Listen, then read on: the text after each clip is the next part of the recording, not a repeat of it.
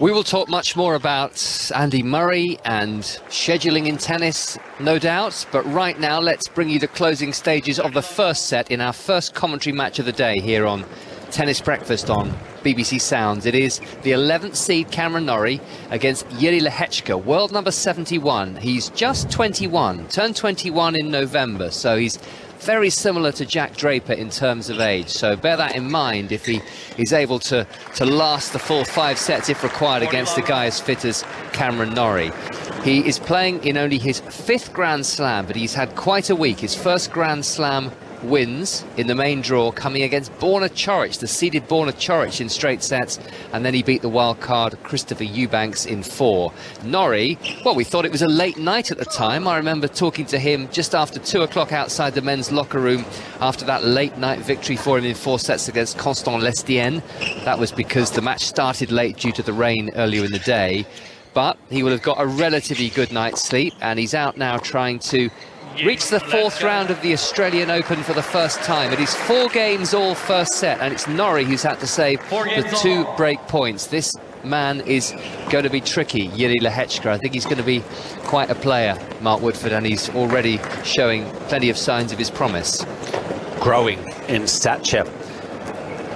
Last season, the first time that he competed in all 4 Grand Slams, in fact qualified here last year with 3 victories in the quali rounds before bowing out in the first round. So he tasted what Grand Slam tennis was about in all 4 slams. It didn't necessarily pick up any victories, but confidence, new year has changed, and these two did play against each other just recently in Auckland.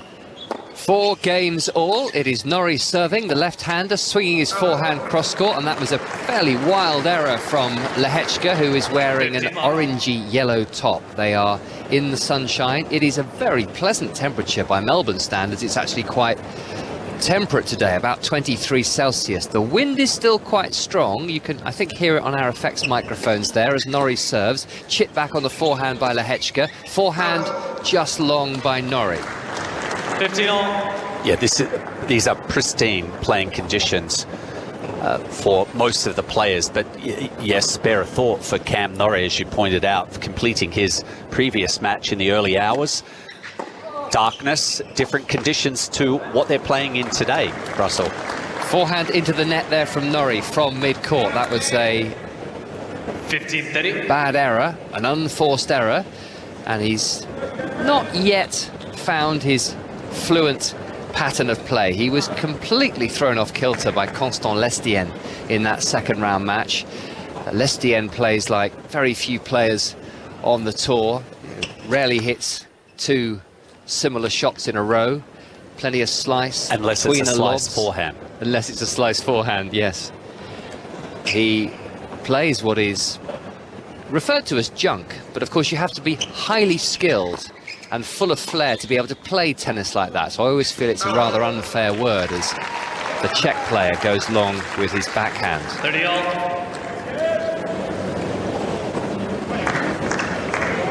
Do you like the word junk?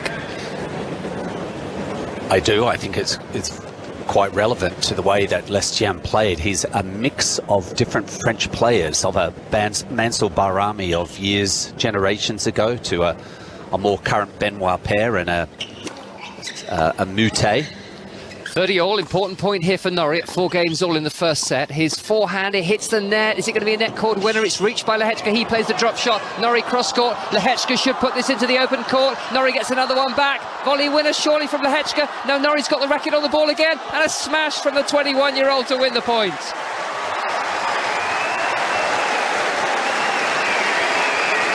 Oh, well, it was only a 12-shot rally, but they were redlining from corner to corner, and it was the young Czech making all the play here. Probably could have won the point a couple of times, a couple of shots earlier, Russell, but great athleticism when no doubt his legs were feeling it. Put the overhead away. Break points to the 21-year-old. 3rd break point he's had in the set. Norrie with a second serve, and he's saved a break point as Lehecka miscues his forehand service return. And that's a smart serve. Just using his leftiness, sliding it into, swinging it to the body forehand of Lehecka. One would think that Czechs, their forehand can be a little vulnerable. Forehand Lehecka, that is wise. So why do Czech players have vulnerable forehands? Do they not know how to teach them in the Czech Republic? They teach them very, very well, but I think it's the surfaces that they grow up playing on, faster indoor courts, and so the ball, they tend to hit the ball quite flat off of their forehand side. Backhands, they nail. Like this guy has a fantastic two-handed backhand, but the forehand, especially if it's swinging into the body, can be a little suspect. Advantage Norrie for a 5-4 lead. Forehand down the line winner. Having to work hard, having to defend hard. 3 break points saved in the set, and Norrie leads by 5 games to 4. Let's tell you what else has been happening today. And in the last few minutes, the afternoon session on the Rod Laver Arena has been completed. And we've had a win for Coco Gauff, a rapid win too. 6-3, 6-2 against the always dangerous Bernarda Pera of the United States. Before that, Stefanos Tsitsipas, yet to drop a set in the championships as well, came through in straight sets against Talon Greek Sport of the Netherlands, and Barbora Krejcikova, the French Open champion of 2021, who had a lot of injury problems last year, particularly with the elbow, looks like she is refreshed at the start of the season. 6-2, 6-3 against Angelina Kalinina of Ukraine. Yannick Sinner, who's looked fantastic throughout the week, suddenly found himself 2 sets to love down to Marton Fucsovics in the first game match, on the Margaret Court Arena, but came storming back 6-1, 6-2, 6-love. So consistent in the Grand Slams. 21 years of age still. I wonder, is this the year that he, if not wins one, gets to a semi-final or a final? Jessica Pegula, another player playing phenomenally well. 6-love, 6-2 against Marta Kostyuk of Ukraine. Another very straightforward win.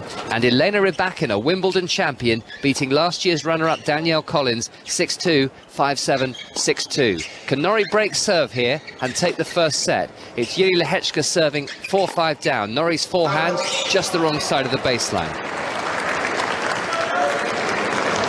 15 love. Norrie perhaps a bit more comfortable with the pace, the consistency coming from the Czech end of the court. Very different style, a bit more traditional compared to his previous opponent, Lehecka. Into the net, Norrie with the return. Yoshihito Nishioka has just reached the 3rd round of a Grand Slam for the first time. He's beaten Mackenzie McDonald, who knocked out Rafael Nadal in the previous round in straight sets, 7-6, 6-3, 6-2. I believe Mackenzie McDonald was struggling with a bit of an ab problem in that match. Backhand reply from Norrie, the forehand hit by Lehecka, and a shank from the Czech player.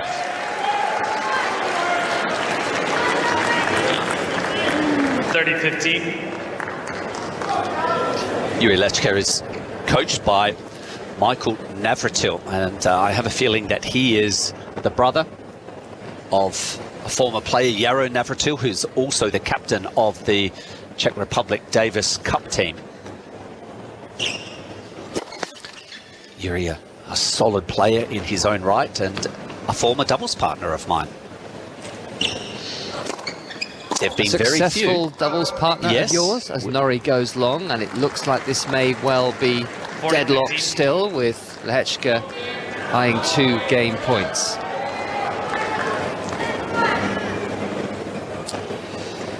Yes, you were very faithful, weren't you, throughout your career?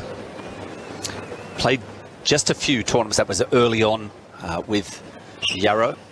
Big hitting, big serve. Allowed me to do my stuff up at net. We combined well. But Michael Navratil is leading the charge of this young man. He's the highest ranked of the Czech Republic players. 40-15. Lehecka with a backhand, hit down the centre to the Cameron Norrie forehand. Norrie with the forehand, drilling that one down the centre as well, and perhaps just tempting the younger man to hit a winner, and it worked because Lehecka has hit that backhand over the baseline.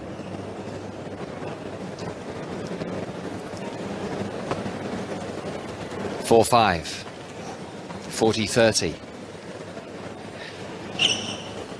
Norrie just in the shade in that one corner of the court at his end, where as the receiver he can stand in the shade. Shade always welcome, even on a relatively cool day like today, at least by Melbourne standards. It will be a lovely British summer's day, and Norrie has just missed that backhand. That was an opportunity certainly to keep that game alive, and it is 5 games all. Other scores, matches in progress at the moment. Iga Swiatek, world number 1, 6-love, 3-love. That's against Cristina Buxa of Spain, the world number 100 on the Margaret Court Arena. Buxa saved a match point to beat Bianca Andreescu the other day. Felix Auger-Aliassime has played quite a lot of tennis already. He or Francisco Cerundolo would play the winner of this Cameron Norrie match in the 4th round. Auger-Aliassime took the first set 6-1, lost the second 6-3, but has just taken the third 6-1. It's going with serve at 2-1 Cerundolo in the 4th.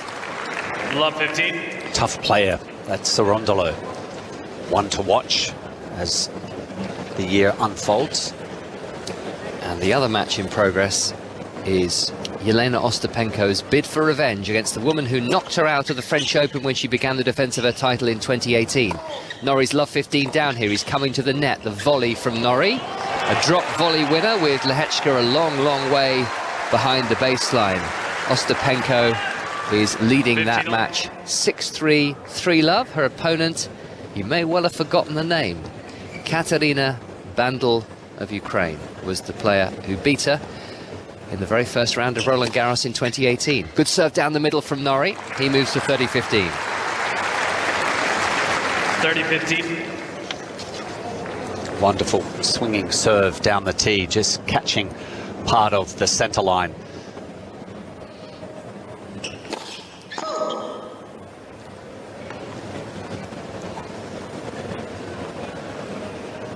(30-15) Norrie. Lehecka 6 foot 1 inch tall. Forehand return from him, just too long. He comes from excellent sporting genes. His mum was professional track and field athlete, Romana, and his dad, Jiri, was a professional swimmer. Nice combination. And I'm sure that they take great joy to see their son rise to the #1 Czech Republic players, leading their team in the United Cup as well as Davis Cup competitions. 40-15, Norrie into the net with his double-handed backhand. Were you fortunate to have talented athletes as parents, or were you a freak of nature? I don't think it was a freak of nature. My dad played a lot of sports, but was a tennis player, an aspiring tennis professional, never just had those opportunities. My mum was reasonably athletic, playing probably more social sports, but not at any high competitive level.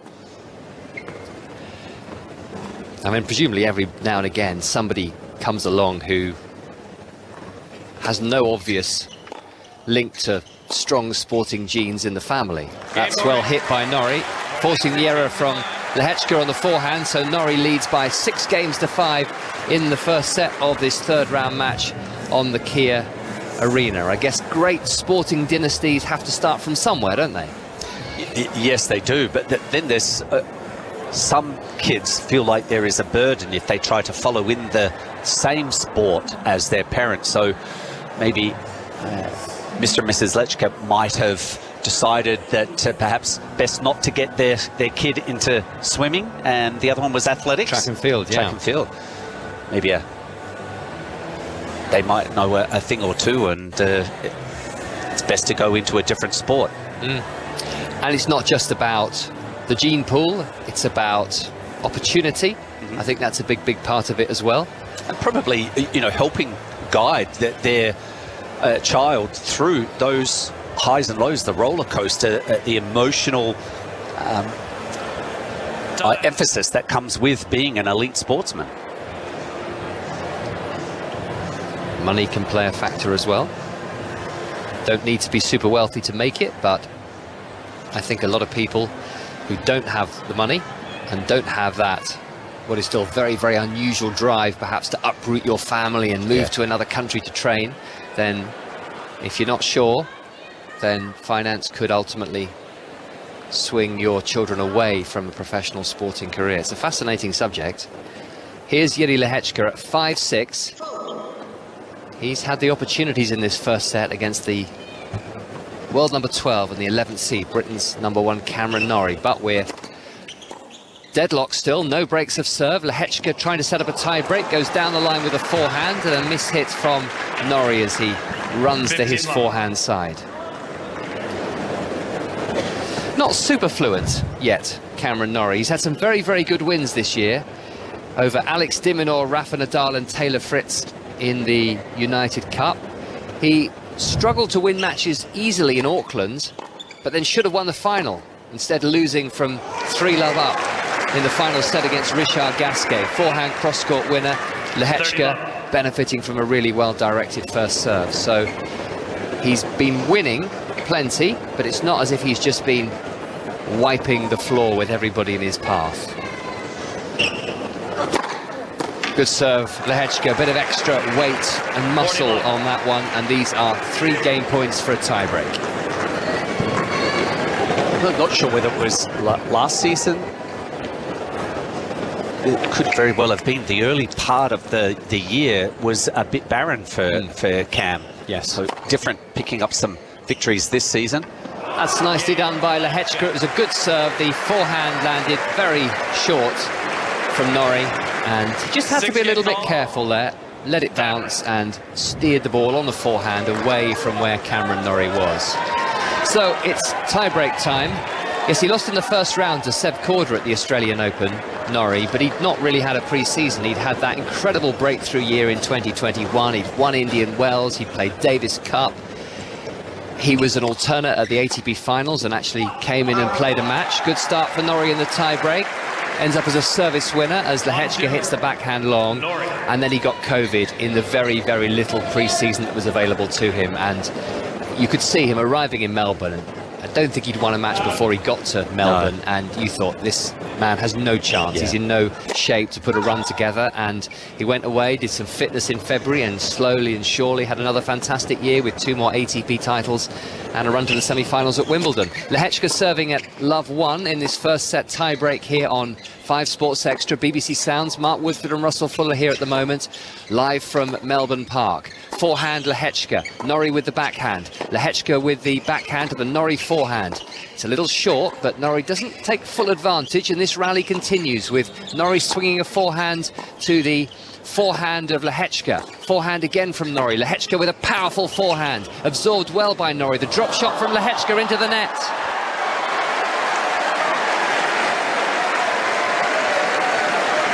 Well, that was a lovely rally in the sense that it was clean ball striking from both players. One was offensive, that was the yellow-clad Lehecka. Norrie was absorbing as best he could. Great defense, forcing Lehecka to go with a shot that clipped the top of the net.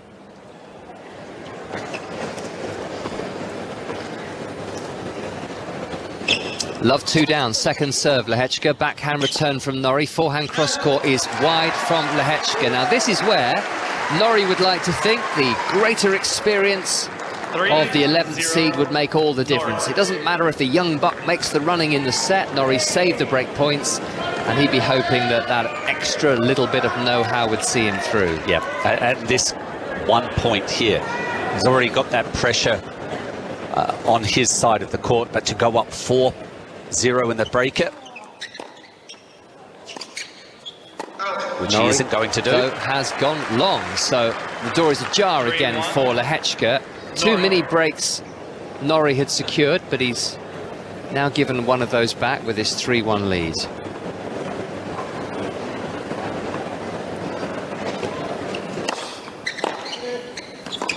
Backhand return from Norrie. The forehand down the line from Lehecka. He's right back in this tiebreak now.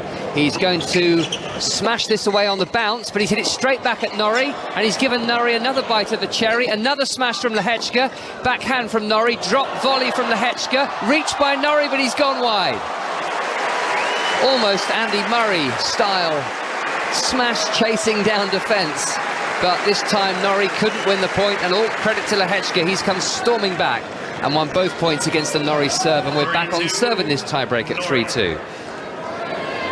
Yeah, that was a point that Norrie, if he could have just maintained that mini break, but now back to level pegging.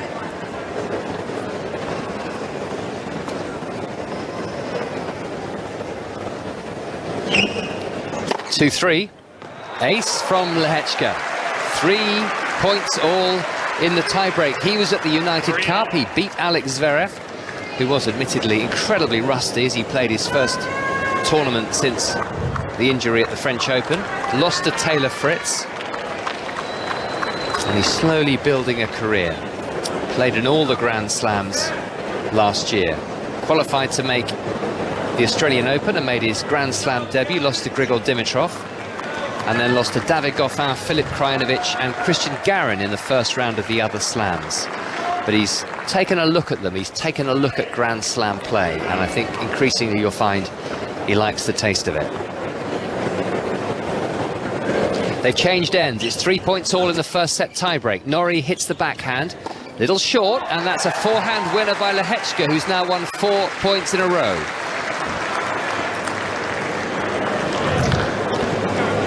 4-3, Lehecka.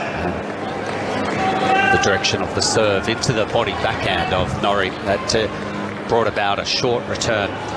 Nicely finished with his forehand. Played a mix of tour events and challengers last year, about 9 or 10 challenger events. 17 and 9 at challenger level in 22. 3-4. Noisy old place, Melbourne Park, at the moment. With perhaps a helicopter overhead. Backhand reply from Lehecka. Forehand cross-court from Norrie. And this should be a fairly straightforward put-away for him. Was thinking of coming in to play the volley.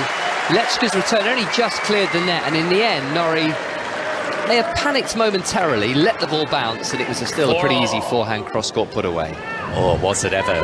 That's a point, Russell, that where the elements can play at some part or have some impact. If you let the ball bounce and the breeze that it gets down onto this particular court, Kia Arena, no panic by #1 British player. Iga Swiatek wins, and Kristina Buxa does get a game. 6-love, 6-1 for the world #1 against the world #100.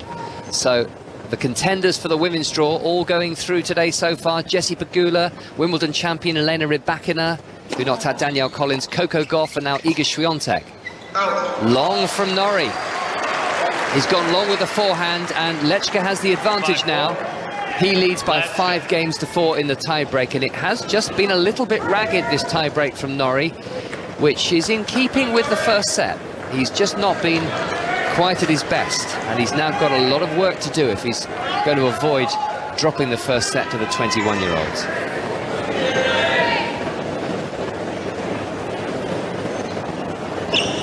(5-4), Lehecka into the net with the first serve.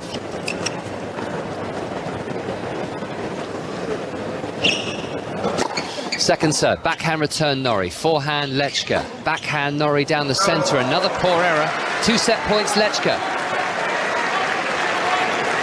6-4, Lehecka.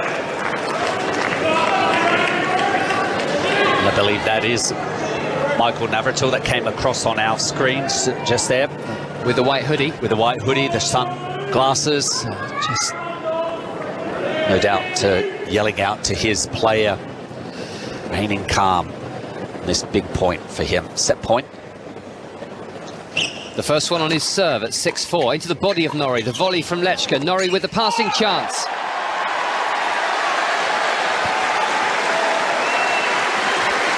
It's a lot of class there, Russell, and the experience over the last couple of seasons, mixing it with the best. Made sure he got the return back into play, and there was a little opening up the line which he was able to execute. Cam Norrie. He still has one more set point to save.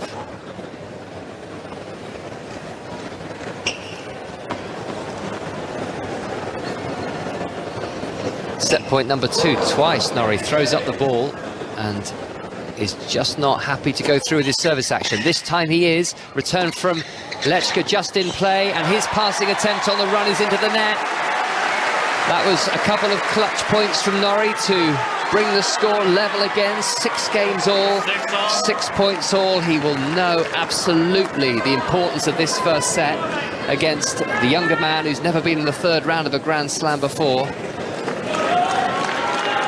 But he's just not. Sometimes you watch Cameron Norrie and you think, I'll put everything I own on him, he's going to win this match. But I don't have that feeling at the moment. It doesn't mean I think he's going to lose, but he's just not quite where he wants to be. He's not settled entirely yet, not entirely to be trusted. Right, I'll give him a bit of a break, though, because of the difference between night to playing here in the day. A bit of an adjustment. Balls may be flying around a little more. 6 points all, second serve for Norrie after another change of ends. Forehand Lehecka, forehand Norrie. Lands in. Forehand from Norrie. Very, very short this. Lehecka hits to the back of the court with a forehand. Norrie landing very short once more. Barely able to clear the service box there. Another one in the service box. The drop shot from Lehecka. Norrie slices it to the back of the court. Lehecka goes cross-court with a lob. The smash from Norrie wins him the point. Well, that was very, very nervy. I don't think it was a deliberate strategy, but it's now Norrie with the set point. Well, centre third of the court up both ends got a real test. Norrie. They were not exploring the angles, the geography of the court at all.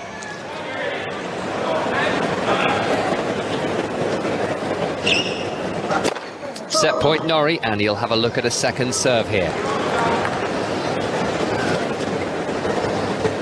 Norrie's won 3 points in a row. It's his set point. Forehand return. Lehecka with the backhand. Norrie with the forehand. Lehecka still hitting powerfully, in control of this rally at the moment. Can he make the volley? Yes, he can. The set continues.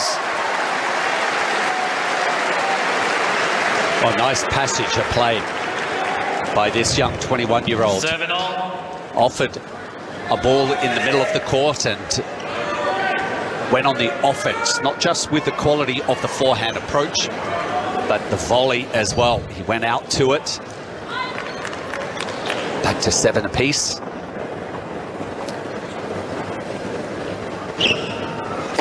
Seven points all, blocked back by Norrie. Now, the passing chance, he's missed. He's missed the forehand. Lehecka now with a third set point. 8-7, Lehecka.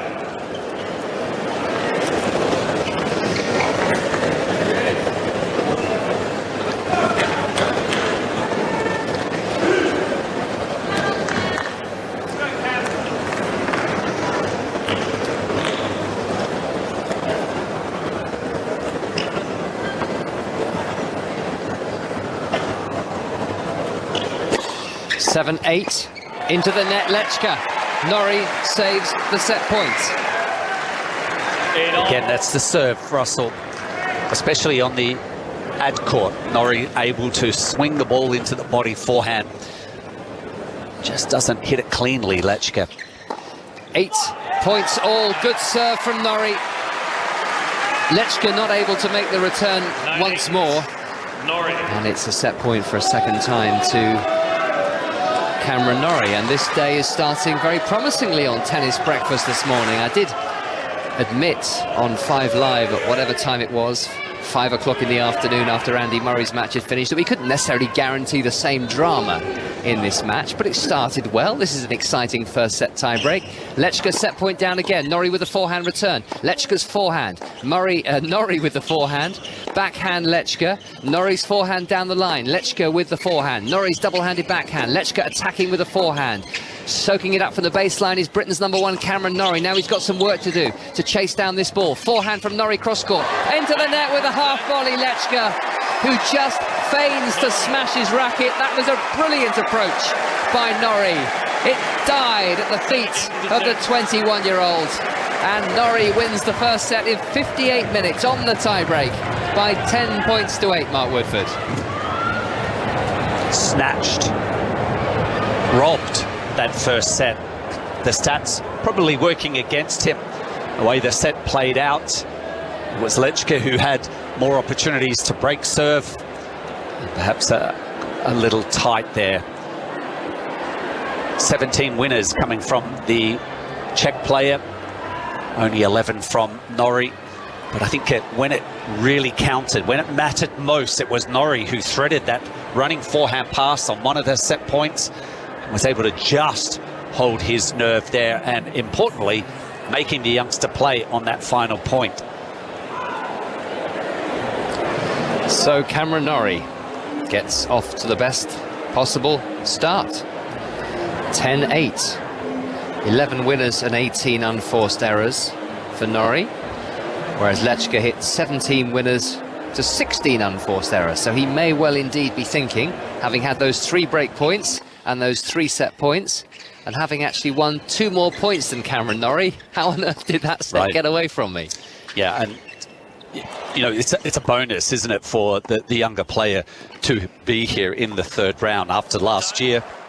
The exposure that he had to Grand Slam level and unable to pick up a victory at the 4 Grand Slams. And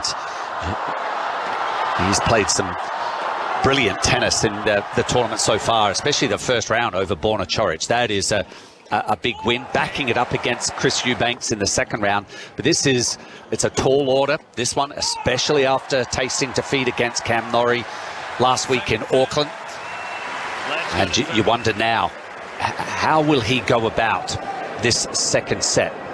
Lehecka, does he try to lift his level? Does he put the foot on the accelerator? I think Cam Norrie must be terribly relieved to have won that first set though, Russell. Yelena Ostapenko has the win, and revenge perhaps, although she may not see it in that light, against the woman who ended her Roland Garros title defense in the first round in 2018, Katarina Bendel of Ukraine. 6-3, 6-love the score. Live updates. Felix Auger-Aliassime with 3 match points on the John Cain Arena against Francisco Cerundolo. So he looks like he's going to win in 4, and that means he will be the opponent for the winner of this Cameron Norrie-Jiri Lehecka match. And that, I think, is all the singles currently in progress, because the 2 main show courts, Rod Laver Arena and the Margaret Court Arena, have had fairly quick afternoon sessions. Wins for Barbora Krejcikova, Stefanos Tsitsipas, Coco Gauff, Yannick Sinner, Jessica Pegula and Iga Swiatek. And the doubles news from so far today, from a British perspective, Lloyd Glasspool and Harry Heliovara, who are the 5th seeds here, 6th seeds here, have won their first round match against Nathaniel Lamons and Jackson Withrow of the States, 7-6, 6-3. But a couple of disappointments, and we don't really have that much disappointment in the doubles field these days, but Julian Cash and Henry Patton, this new emerging pair who won 10 challenger titles last year, have lost their 2nd round match to the 16th seeds Robin Haase and Matvei Middelkup, very experienced pair, the 16th seeds. And Jamie Murray and Michael Venus, starting the year as a pair, have also lost their 1st round match, 2nd round match in fact that was, against Tomislav Burkic and Gonzalo Escobar, a Bosnian Ecuadorian pair, 7-6, 6-4. And in the first game of the 2nd set, it's Jiri Lehecka serving at 40-15, and he has won that first game because Norrie is blocking a service return over the baseline, and he's held comfortably. Tonight, our commentary continues with Madison Keys against Victoria Azarenka, first match on the Rod Laver Arena. Sebastian Korda against Daniel Medvedev. And it's Denis Shapovalov against Hubert Hurkacz and Maria Sakkari against Zhu Lin of China in the 2 night session matches on the Margaret Court Arena. Francis Tiafoe to come later as well.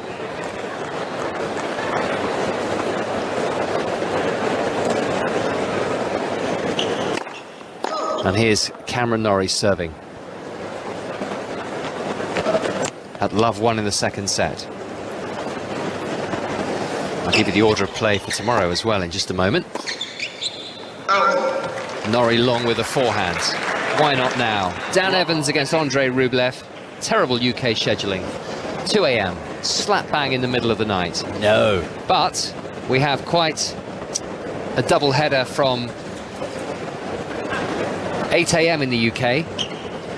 Novak Djokovic against Grigor Dimitrov on the Rod Laver Arena, and at the same time it is Andy Murray against Roberto Bautista Agut on the Margaret Court Arena. Maybe a little fortunate for Andy that RBA also played a 5-set match. But a very quick 5-set match. Yeah. Finishing before 11 p.m. Double fault from Norrie here, so love 30 down.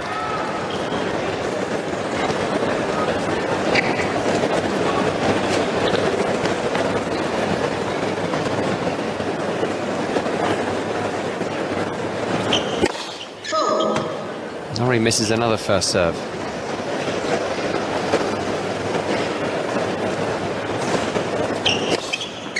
Backhand Lehecka. Norrie with the forehand. It's long. Love 40 down.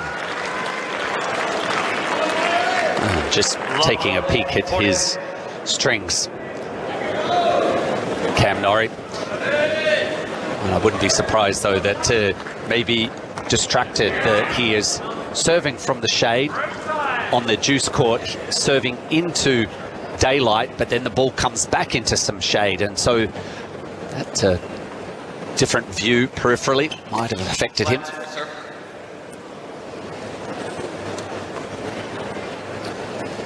Still plucking away at the racket face.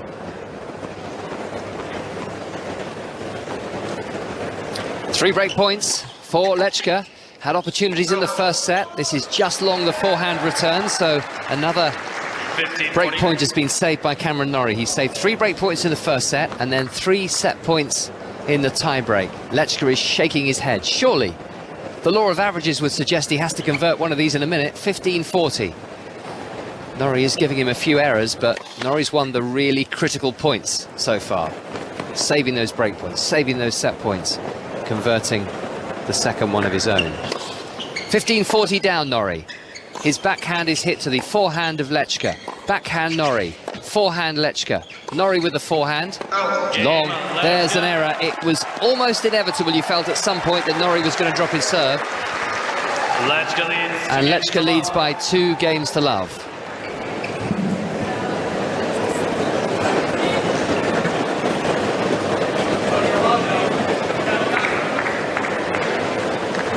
So, there is work still to be done. Plenty of it for Cameron Norrie here in Melbourne this afternoon. 15 love. And a nice ace by Lehecka, who is hoping to scamper into a 3-love lead here.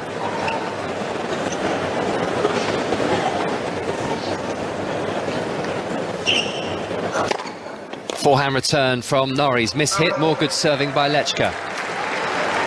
30 long.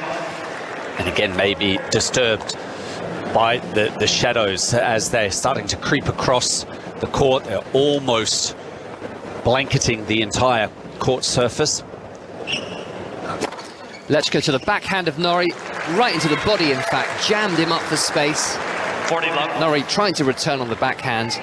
But this is the perfect riposte from the 21-year-old, not dispirited at all. He was doing a lot of things right in that first set, even though Norrie won it on the tie-break. And he's come out and he's moved into a 2-love, 40-love advantage. Forehand return from Norrie is long, didn't time that one at all. So he is looking very good in this second set, Jiri Lehecka. Cameron Norrie still struggling a little bit, but absolutely no reason to panic because he won that first set on a tie-break in 58 minutes by 10 points to 8. David Law is going to come into this seat in just a moment, and he can reflect a little bit more on last night's incredible excitement. He had the view from the commentary box, Mark. He did indeed. We're speaking to him earlier about the end of the match. And, I'm sure David will provide some news of how Andy Murray was feeling at the end of the match. I think he had to do a little roundup with Andy, but the focus right now is Cam Norrie, and he might be very thankful that he won that first set. As we mentioned earlier, that he really stole that first set. The stats were in the favour of the young player from the Czech Republic. What is it, Mark, about Lehecka that is difficult for Cam Norrie? Because looking at their record, they've played twice before. Yep. Norrie's won them both, but he's lost a set each time. This is a guy ranked 70-odd in the world. But we've seen there, I mean, Lehecka probably should have won that first set and he didn't. Credit to Norrie, but now Lehecka's 3-love up in the second. What's the deal? I think experience level, certainly for Cam, that he was able to sneak that first set. When it counted, he made the shots, he made his opponent play, where the points that Lehecka gave away were hitting the ball right into the net. He really didn't make his opponent play when he had the opportunity. So that will come for this young man. He certainly looks like he's athletic around the court. Talked about the gene pool as well. Yeah. And what does he do to your eye that causes Norrie trouble? Well, I think he hits a big ball. There's this willingness to actually move forward and a much more taking the opportunity to go forward. So if Norrie's shots are not of a certain length, if they lose their weight of shot, Lehecka is certainly not frightened. Like a lot of former Czech players, they on that short ball, they will hit for the heavens. Right, that's interesting. So 3-love Lehecka in the second set, 30-love Norrie on his serve. At his far end, he's hooking that forehand right into the corner underneath a lob here. He'll let it bounce and he'll swat it away. And as you say, you know, using that forehand, the lefty swing of Cam Norrie, a lot of his play goes into Lehecka's stronger wing as well.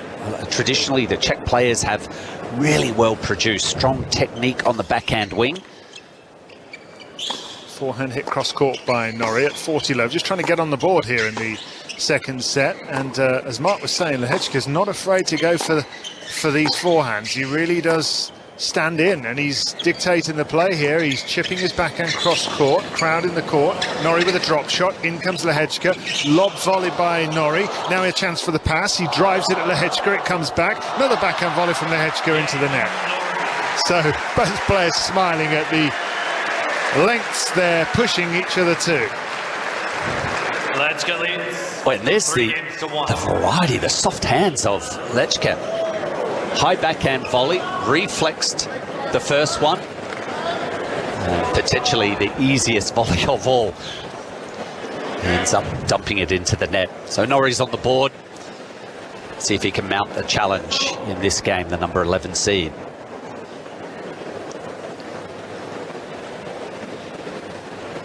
So 3-1 Lehecka second set, and he starts the next game off pretty well with a swinging serve out wide. Doesn't come back.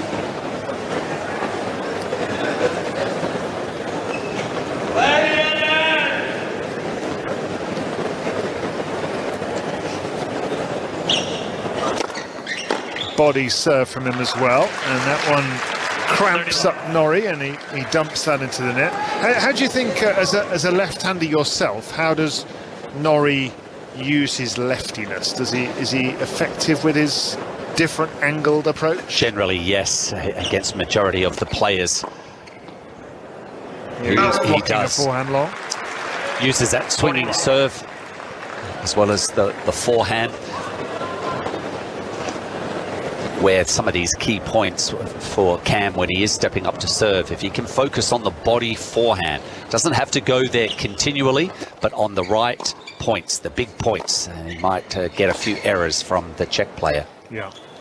Miscued backhand cross court from Lehecka there at 40-15. Funny, you know, we're looking over at the Rod Laver Arena at the moment, and that's already finished its day session. I mean, we've had all of these interminable matches going on throughout the last few days. I mean, it has been thrilling, if rather arduous in terms of just the endurance element of it all. as Lehecka has a dry volley that he plucks out of the air, but he misses it. But today, I mean, the matches have absolutely flown by, and there have been no upsets whatsoever. On the Rod Laver Arena, we had Barbora Krejcikova winning in an hour and a half, 6-2, 6-3. Stefanos Tsitsipas straight sets in 2 hours. And Coco Gauff winning 6-3, 6-2 in just an hour and a half. So very efficient. Lehecka efficiently also moves to 4-1 ahead in the second set. Cameron Norrie ahead by a set to love. The evening session tonight is going to be Madison Keys against Victoria Azarenka on Rod Laver Arena. Then Seb Korda, who's a very talented American player, up against Daniil Medvedev. That's going to be interesting, isn't it? Korda, the son of Petr Korda, who won this title back, I think, in 1998, all those years ago. And he has recently had the best win of his career by beating Novak Djokovic in one of the warm-up events. What do you think? Would you expect him to cause Medvedev any issues? I would think so. You know, Seb Korda is a brilliant shot maker, along the lines of his father, former winner of the Australian Open, and he is hoping to achieve, like the rest of his family. Both the daughters have won the Australian Open golf championships, so he would like to add something Australian to his resume as well. But he is in some fine form. We just saw Danny Medvedev practicing out here on RL8 because of the sessions finishing earlier, David, and he, to me, looked like he was pretty calm at this stage. Not that you would expect anyone to be panicking in just a brief warm-up, but I think Medvedev is looking pretty decent at the moment in the tournament. Yeah, agreed. He's been on it so far, hasn't he? But I think Seb Korda maybe is going to be his first real test. Yeah, we'll get some inside, I guess, look at the fortunes of Medvedev, you know, given the result. Obviously, if he wins, I think he's going to be in some fine form. If it's a loss and Korda wins, we probably wouldn't be overly surprised because we know Korda's pedigree. Yeah, and as Norrie gets another point on the board and moves to 15 all, 1-4 down in the second set, ahead by a set to love. Looking back at the head-to-head with Medvedev and Korda, they had a 3-set match a couple of years ago in Paris, indoors, and I just could imagine Korda being able to move with him and hit baseline exchanges with Medvedev, and I think we could have some spectacular exchanges and quite a long match, potentially. Miscued forehand by Norrie there at 15:30, 1-4 down. He serves at the body, hits the paddle backhand and comes in behind it, plays a backhand volley. That's going to be reached by Lehecka, who improvises a backhand but can't get it back over the net. That's a point. It's a big point. It was 15-30, and Cam using the swinger into the body forehand, getting the weaker return to set up winning the point.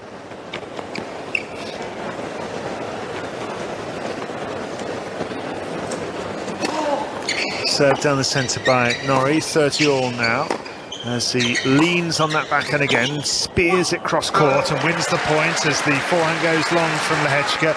And he has that sort of workman-like approach, doesn't he, Norrie? Every point on its own merits. He keeps things very simple for the most part, unless he's up against Constant Lestienne, who he played in the previous round, who was the first player I think I've ever seen really get under Norrie's skin.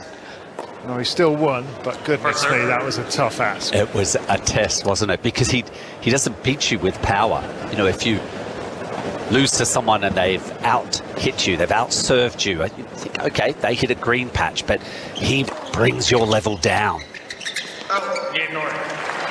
Game for Norrie, 4-2 behind now. Were there any players when you were playing that were anything like Lestienne in terms of just playing these off-pace balls and then throwing in a slice when it really doesn't seem the shot? Well, of course, I think I mentioned the other night, Mansour Bahrami. Maybe on the singles court, not to the same level as a Lestienne. Mansour was, you know, would be good to qualify and maybe the first round of some of the majors. But if you had to play him, and you played him in France, boy, you had to be so strong mentally, because it was a bag of tricks that he threw out at you. Backhand hit cross court and wide by 15 love. Norrie. I think that Lehecka has taken elements of several players. Benoit Paire, or more of a current player, as well as a Constantine Moutet. Oh yeah, Corentin Moutet. Moutet, sorry. Yeah. It's Constance Lehecka. There's so many of them, aren't there? There are.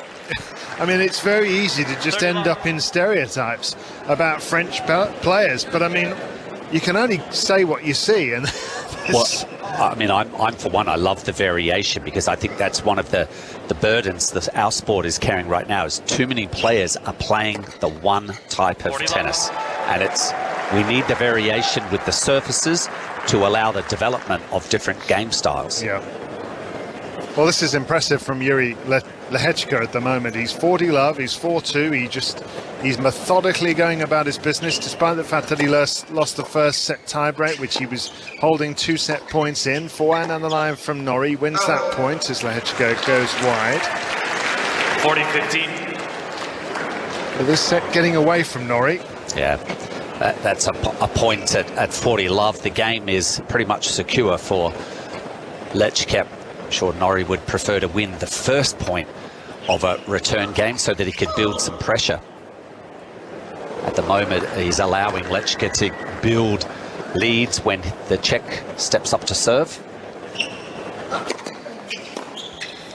Forehand driven down the line by Lehecka, then a backhand cross court from him. Norrie lifts the forehand with a bit more flight and topspin, trying to get himself back to 40-30 if he can, but it's great hitting from his opponent. There's nothing you can do about that.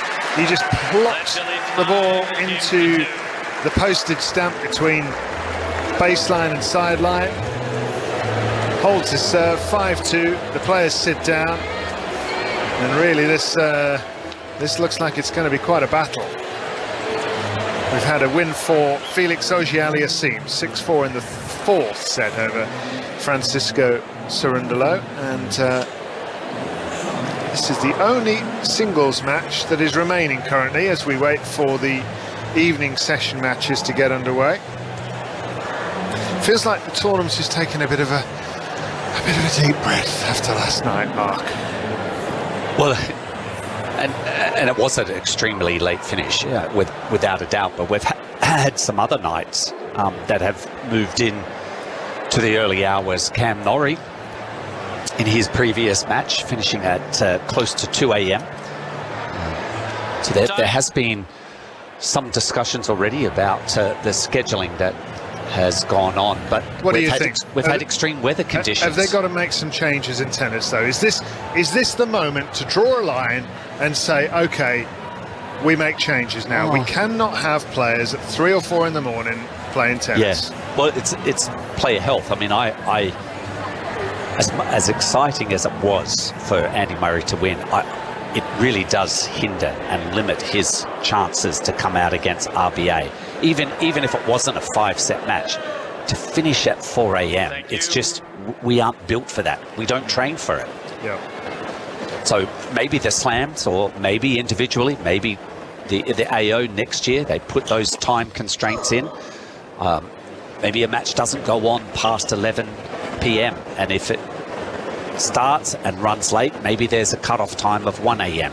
Yeah, I think it's time, personally. I mean, Wimbledon seems to manage to get the thing played in 2 weeks, and it has a curfew that's imposed on it by the local council, and that's 11 p.m. as a backhand sit cross court for a winner by Norrie. I'd be okay with extending it to midnight and saying that if you're in the middle of a 5th set, that you can carry on and finish the match if it's 12 o'clock.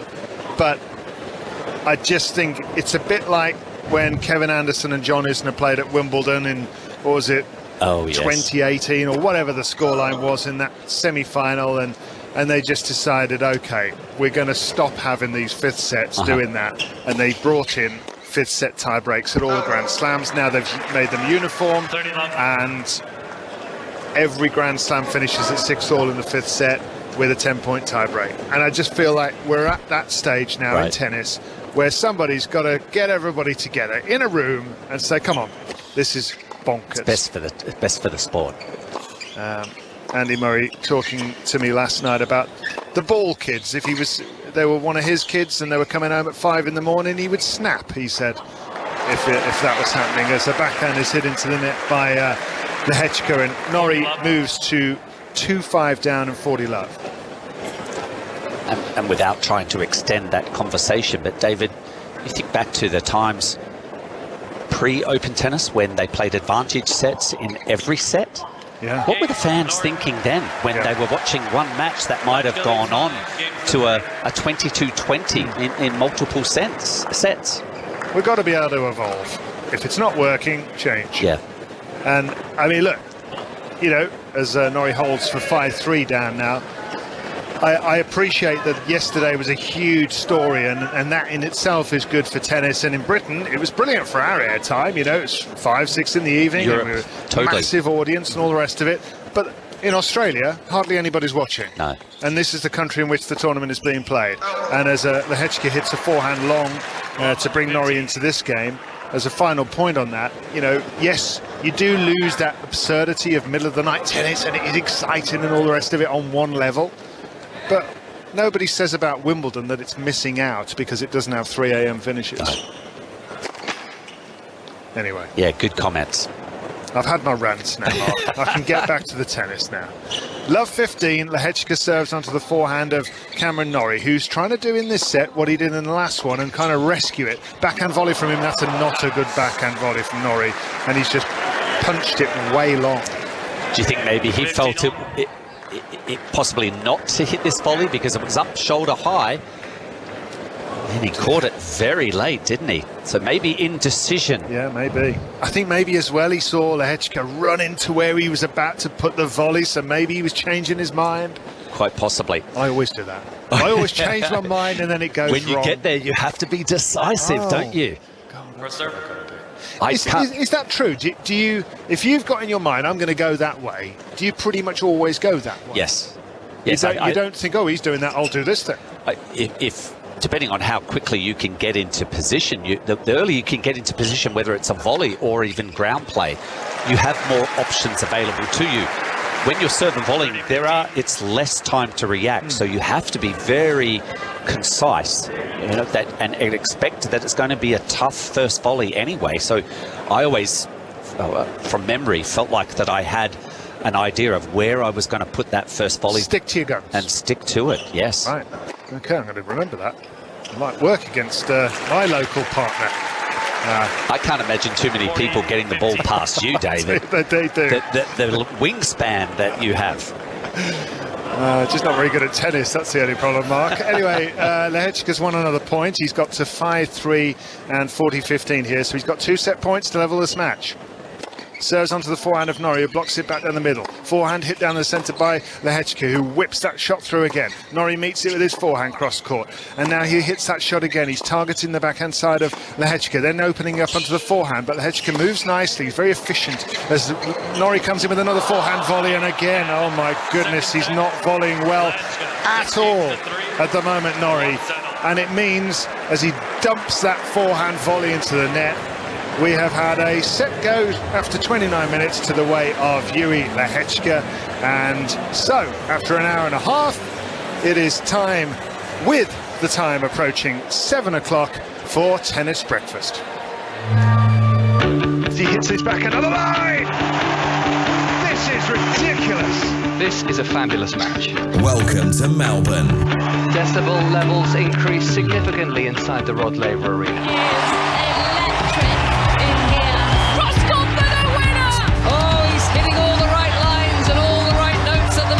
This has been so impressive. It's Tennis Breakfast on 5 Sports Extra. Good morning and a very warm welcome to Tennis Breakfast. It is day 5. Well, I think it's day 5 of the Australian Open. My name is Shishi Salmon and it's lovely to once again be with you. If you've literally just tuned in, we have a lot coming your way, including the British #1 Cameron Norrie, who is on court right now. If you've been with us since the start of the Norrie match, maybe you were with us until the end of the Murray match. A massive welcome to you. You know what we do. We give you action, reaction, and much, much more. We're starting to piece together the round of 16 at Melbourne Park. The weather is nice. Andy Murray is back on site after nearly 6 hours on court yesterday. And we already have players in the winner's circle. A night session to come for you this evening following Cameron Norrie that involves Victoria Azarenka, former two-time champion here, against Madison Keys, and then Seb Korda against Daniil Medvedev. So sit back, relax, make your breakfast, get the kids ready for school and enjoy, because this is your tennis breakfast.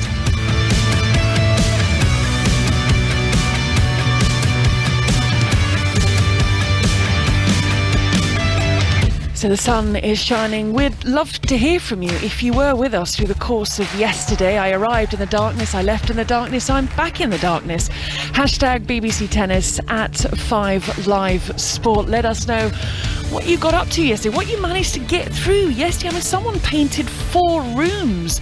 Someone went out and about, took the children to school, went to the office, came back, had 2 meetings, made dinner and went to bed.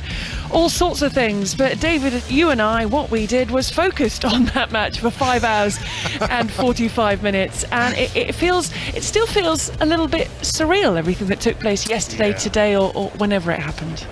Good description. I don't really know where I am or what day it is and what time it is, but I know that I enjoyed it and I'll never forget it, and it should probably never happen again. But anyway, it was absolutely amazing, and yes, what a treat and what a privilege to be able to talk about it and watch it and commentate on it. Now, we're going to get back to the commentary very, very shortly, but I'd love to say a good morning, a good afternoon, going into the early evening to Mark Woodford. How are you, Woody? Gigi, I'm doing fantastic, thank you. A little sad that Andy Murray had to take out our #1 player from South Australia, a fellow Adelaidean, Tanasi Kokonakis, but I'm thrilled that I've still been welcomed into the booth to work with you all. Oh yeah, we wouldn't have got rid of you just because he lost, and we've still got some Australian representation. Oh, that's harsh. I was about to say we've still got Alex de Minaur, we've got Alexi Popper. You know, there is still there's still an Australian feel and flavour here. But look, I'm sure we're going to talk much more about Andy Murray a little bit later and on into tomorrow, and he's first up on Margaret Court Arena in the evening. But I think you guys, with an hour and a half on the clock, should focus on seeing if Cameron Norrie, the British #1, the 11th seed, can get back on things, having split these first 2 sets. But if you need me for anything else, I am here. Relieved to hear it, Gigi. I think I will need you. I had a bacon and egg sandwich for my brunch at 4 p.m. Anyway, here's a mid-court forehand from Cameron Norrie down the line, and he's won the game to start off set number 3 rather better than he started set number 2. It's 1 set all. He won the first on a tie-break despite trailing it 6-4 at one stage in that tie-break. But yeah, this is a real live threat for Cameron Norrie here at the Australian Open. I mean, he hasn't really had things all his own way. If you think back to the previous round against Constant Lestian, and now here he is against Jiri Lehecka. But, you know, you've just got to get the job done somehow, haven't you? It's not always going to be plain sailing. One-way traffic, you hope, you wish that it can be, but not in the third round of these Grand Slams. Lehecka has responded well after losing the first set. It looked like the set was going to be his. As you said, David, led 6-4 in that tiebreaker before Norrie was able to respond. And generally, the lesser experienced player, after losing a set like that, can disappear. They have moments where they just go down a notch for a game or two. It wasn't the case. He was able to respond in a big way. We're a set apiece, and he just had a slight opening in that previous game. Didn't eventually break, and he's now serving down 1-love. But this is hanging in the balance right now for Cam Norrie. Yeah, well, he's got the first point against the serve here in the opening service game of Lehecka in this third set. love 15, and Lehecka in his yellow shirt serves onto the forehand side of the left-handed Norrie, who lifts the lob. He's in a turquoise shirt and navy blue shorts, and he lifts a lob that lands on the baseline. Andy Murray style lob that. Now a forehand on defence. This really is Murray type tennis. Forehand hooked cross court deep from Norrie. Now he steps in with an inside out back and then comes to the net and wins. And Lehecka's down on his knees, and that was fabulous. Defence into offence from Cameron Norrie of Great Britain. So it was necessary for Norrie to quickly go into offence, take time away from Lehecka, who stumbled on the surface. And a key point here at love 30. Winner of this match will face Felix Auger-Aliassime, the very talented young Canadian player who's won through today in 4 sets. Big forehand return by Norrie, but that's a bullet off the backhand of Lehecka. Cross court, and Norrie just trying to reach thin air there. That was explosive. Given the scoreboard pressure, love 30, and he just nailed a backhand as if he was serving for the match. Had no nerves. Forehand return down the line, just missed by Norrie. 30 all. He looks a little flat still. I think for me, Cam Norrie just hasn't been able to rev the engine. How'd you get over that in a match? Persevere and probably be aware that you've got to try and accommodate it, that you not feeling maybe the best. The difference from his previous round, not only is it a different style of player, but finishing at 1 a.m., 2 a.m. to playing now in daylight, just the court, the balls play very different. Yeah. Also, Lehecka doesn't give you much to get your teeth into. He's very quiet. He goes about his business. He just plays brilliant tennis and in a very methodical manner. And he sort of wins points and games without you really knowing he's done it, as he's just done exactly that from love 30 down. He's won 4 points in a row. Norrie's missed a forehand. This is a real threat for Norrie, you know. 1 set all, 1 game all. It's the only singles match going on at the moment. There are other British players involved in the mixed doubles at the moment. We have Neil Skupski alongside... who's the partner here? It's Desiree Kravchik of the United States. First game of their match against the magnificently named Australian player Storm Hunter and John Peers, as we enter the 3rd game of this singles match with Cameron Norrie hitting his forehand down the line. Big forehand cross-court by Lehecka, parried cross-court by Norrie, and long goes Lehecka, so it's 15-love to the British player. Jamie Murray also in mixed doubles action alongside Taylor Townsend, who's a great watch from the United States. They're playing Flitkins and Roger Vasselin. 3-1 to Murray and Townsend in the opening set there. So we'll keep you across all the British players as they play their matches. Forehand crutch cross court for a winner by Norrie for 30 love. 30 love. Did you have a favourite mixed doubles partner, Mark? We won't tell those that you're not choosing. Oh, that's well, perhaps not overly sensitive now. It used to be. I started off playing with Nicole Provis, now Nicole Bradkey, which is my former doubles partner, Todd Woodbridge's sister-in-law. But we won a couple of events together, and then I got a call from Martina Navratilova to play at Wimbledon, even though I had already agreed to play with Nicole. Which path did I take? I think you went Martina. That's what I did. Much to the annoyance of Nicole. How did that conversation go? It didn't go down well. I really fumbled through, stumbled, and she didn't talk to me for a couple of months. Okay. What have I brought up here? Norrie holds on for 2-1 in the 3rd set. It's 1 set all. Let's get back to that. I know. So, did you win the title with Martina? Yes, we did. So it was mission accomplished, and then once we won, Martina did ask me to play the US Open, which we didn't win. We lost in the final against my former doubles partner and Helena Sukova. So we had a good measure of success together. But Nicole, I never got to play together again, but all is okay. We are still, we're good friends, and talk to each other and have a bit of a chuckle about it now. But mixed doubles partners, I think, I was always looking for someone that I could really just have a good time on the court with. Yes, I wanted to win. I wanted someone who was right-handed, preferably. But yeah, I think there's a bit of a art into picking your mixed doubles partner. Yeah, I think so. Martin Navratilova is not a bad choice. That was an automatic, I felt, yes? Yeah, I think that's fair enough. I mean, I would quite like to see if you wouldn't mind letting me have Nicole's number and see if we can get her on to tell her side of the story. We did an event years ago in Adelaide, and it was brought up by some of the... A troublemaker like me.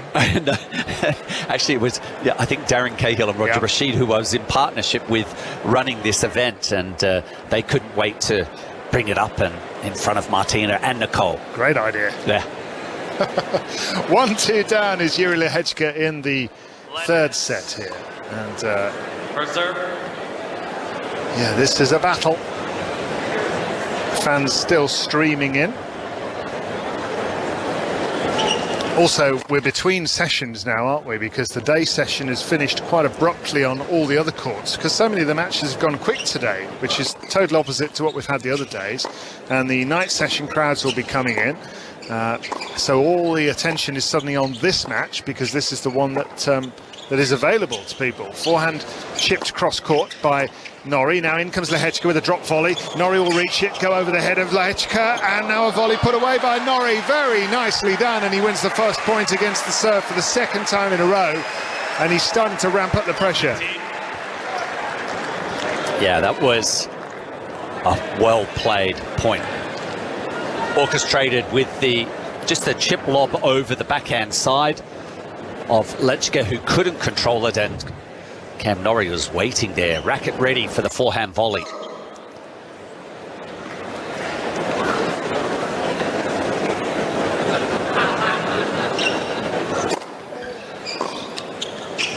Forehand hit cross court by Lehecka, parried back cross court by Norrie, and now he's at love 15 on the Czech's serve here, and now the Czech has hit the top of the net, and this is a chance for Norrie.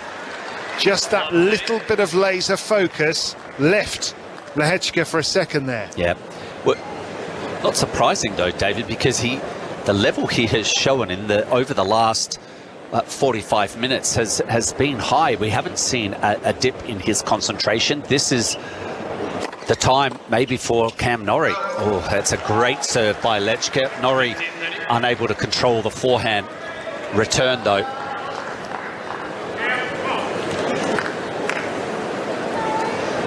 This is the problem that Norrie's had so far. He's got himself in some decent positions, but he hasn't managed to steal enough of them.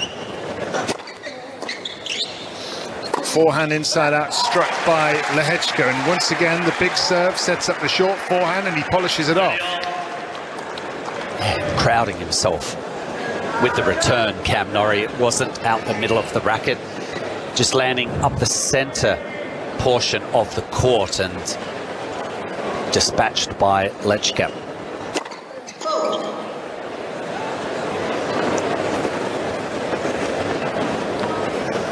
One, two, Lehecka, 30 all. Big point here. Forehand return by Norrie, miscued. That's going to really frustrate him. That's gone way long. And that's the second game in a row where he's had an advantage on the serve. Yep. And he hasn't pushed it through. Love 30 twice. This is bringing back memories from the previous match with Lestienne. He played very choppy tennis against him, so it still might be in the veins of Norrie at the moment. Yeah, I mean, he's going to have to rely on his mental strength as much as anything, Norrie, here, because tennis-wise, it's not really there at the moment. It's a struggle. 2 games all, 1 set all.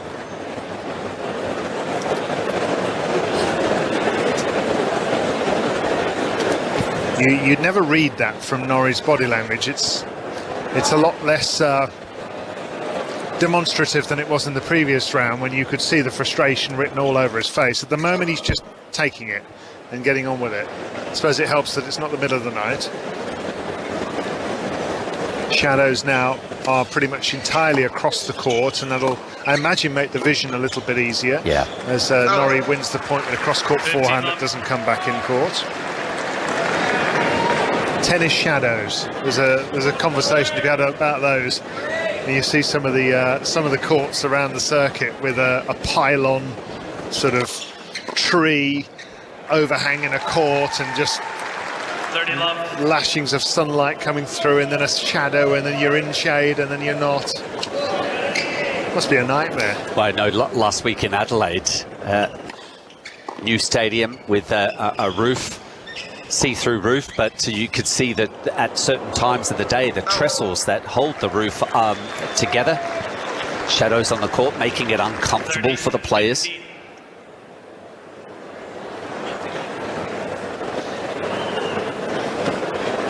I really feel like this set is going to set the tone for the rest of the match, and just waiting to see if Norrie uses that valuable experience of being inside the top 20, an established player. 40-15. He'd be able to use that, sneak this third set. Point 4, 3-2 for Norrie. Ace out wide, that'll do. Marches back towards his chair, shakes his racket, and Norrie, businesslike as ever, Jiri. But my goodness, he's got his hands full with this young man. He has, hasn't he? He's a tricky customer. It's an intriguing match. It's going to be interesting to see how that one unfolds. Just to mark everyone's card, and don't forget, hashtag #BeepsTus at 5 Live Sport. We do want to hear from you, even if it's back to what you were doing yesterday, because those messages were amazing. There was someone that started in Budapest and ended in Cardiff, so I'm still trying to figure out that journey. Pat was like, I hope they weren't driving. They definitely weren't driving, but it was amazing where the people were and what they were doing and how they were getting around.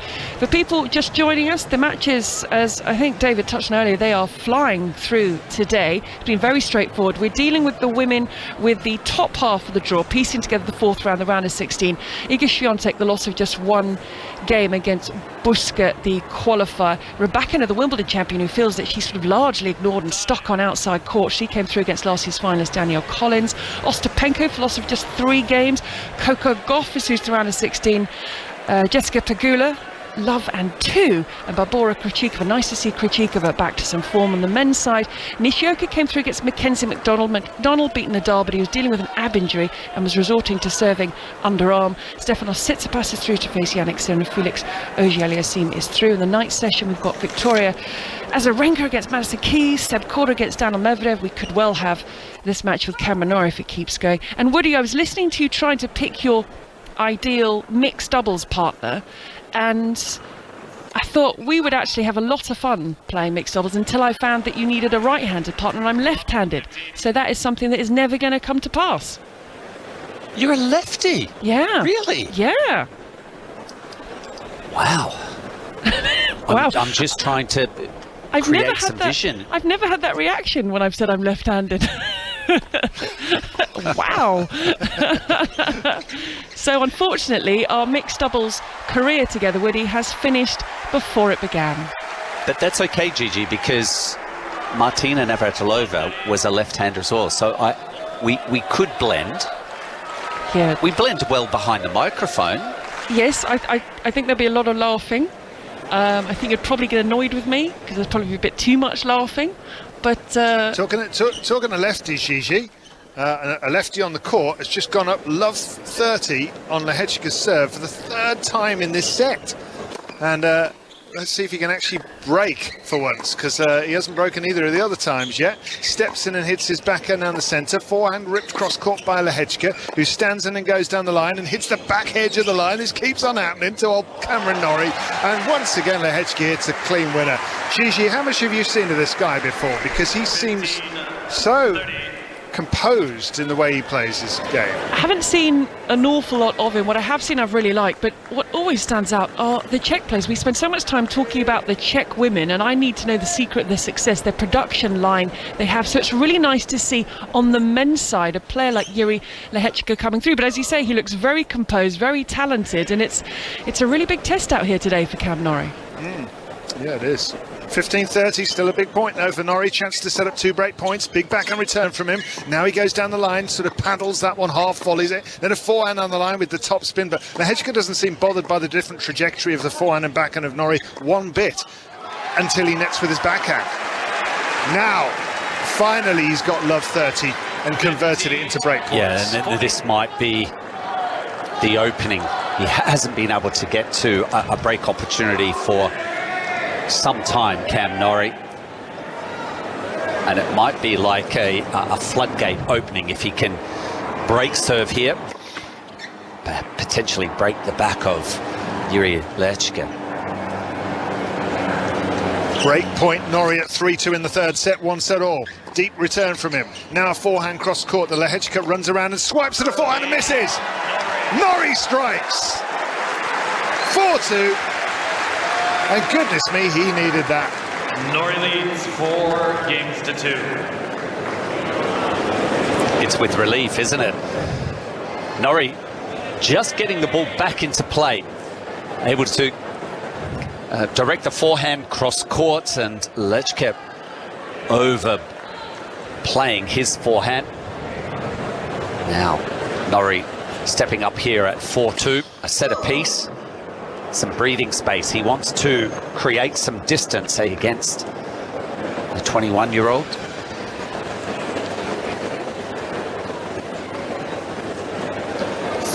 Norrie. I agree with you, Mark. I could see, even if he won the third set, potentially this might still go the distance. But if he keeps his nose in front, Norrie, that may well get him over the line as he punches a forehand volley away down the line. 15 left.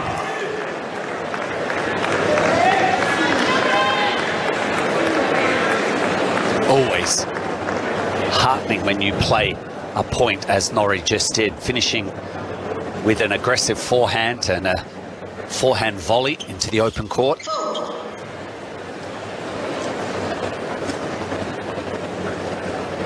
$15 love, Norrie. 4-2 up, set all, double faults. Messy. That's not the time to be allowing a double fault to enter the court confine.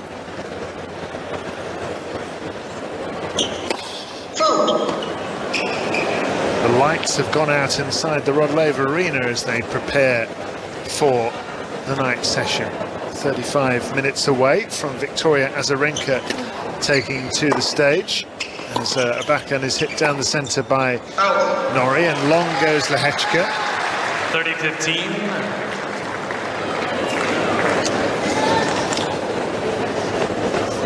So a couple of cheap points coming from Jiri Lehecka, just giving some breathing space for Cam Norrie. And getting another unforced error on the return. So 4-2, 40-15. This is looking rather better for Norrie now. It's Madison Keys, the opponent of Victoria Azarenka tonight on the Rod Laver Arena. Seb Korda against Daniil Medvedev will follow that. Norrie moves 5-2 ahead here.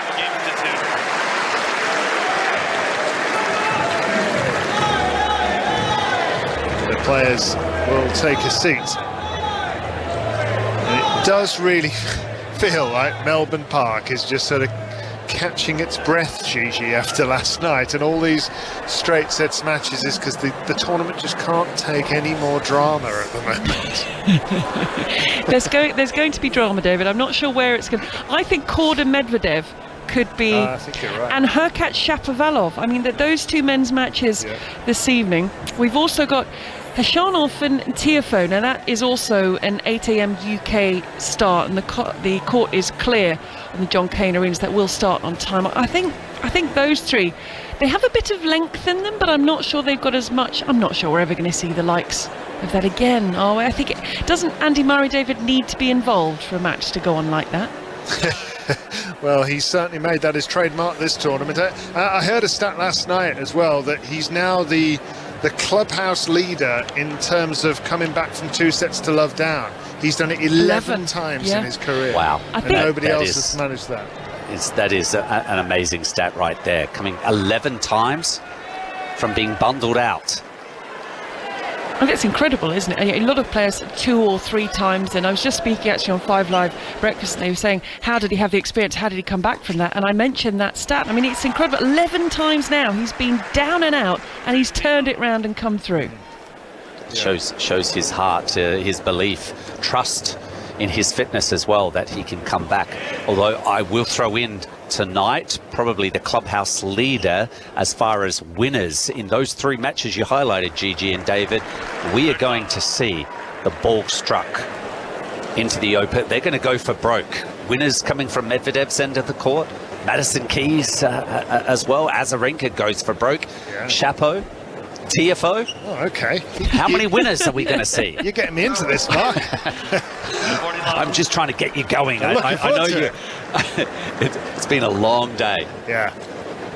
It's been a funny old day.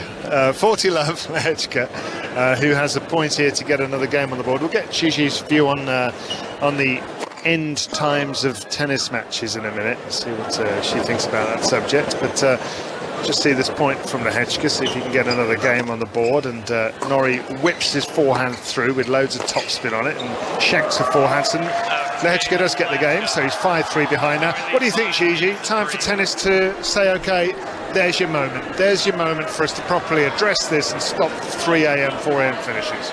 I think there does probably have to be a change. I think from a selfish point of view, when you're commentating on a match like that, there's nothing like it, is there? There was nothing like last night. You're in this bubble, you're excited, the drama, it goes on. I love being a part of that, I love being within that, but then I don't have to go back on court a day or so later and possibly go through 5 sets again, or possibly go through 3. So from a selfish point of view, I love the drama and the excitement and the story that's built around it.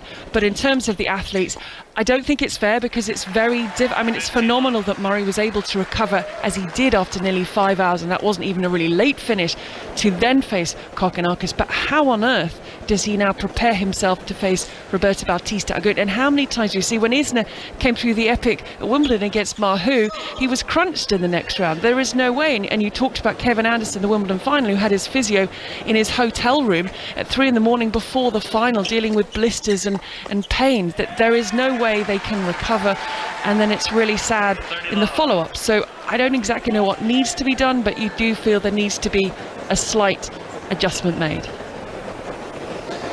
Yeah, agreed. Fair enough. Yep. 30 love here for Cameron Norrie. He's 2 points away from the 3rd set, and he's got himself an error on the Lehecka return. This has been a very efficient, professional set of tennis from Cameron Norrie, just the sort of set that an 11th seed wants to play when a talented young player is coming at them. And he has 3 set points now for the 3rd set to try to take it by 6 games to 3. Oh dear, double faults. 40-15.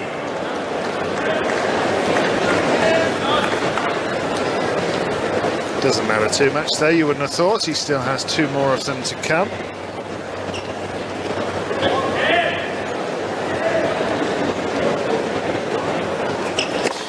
Norrie serves into the tape.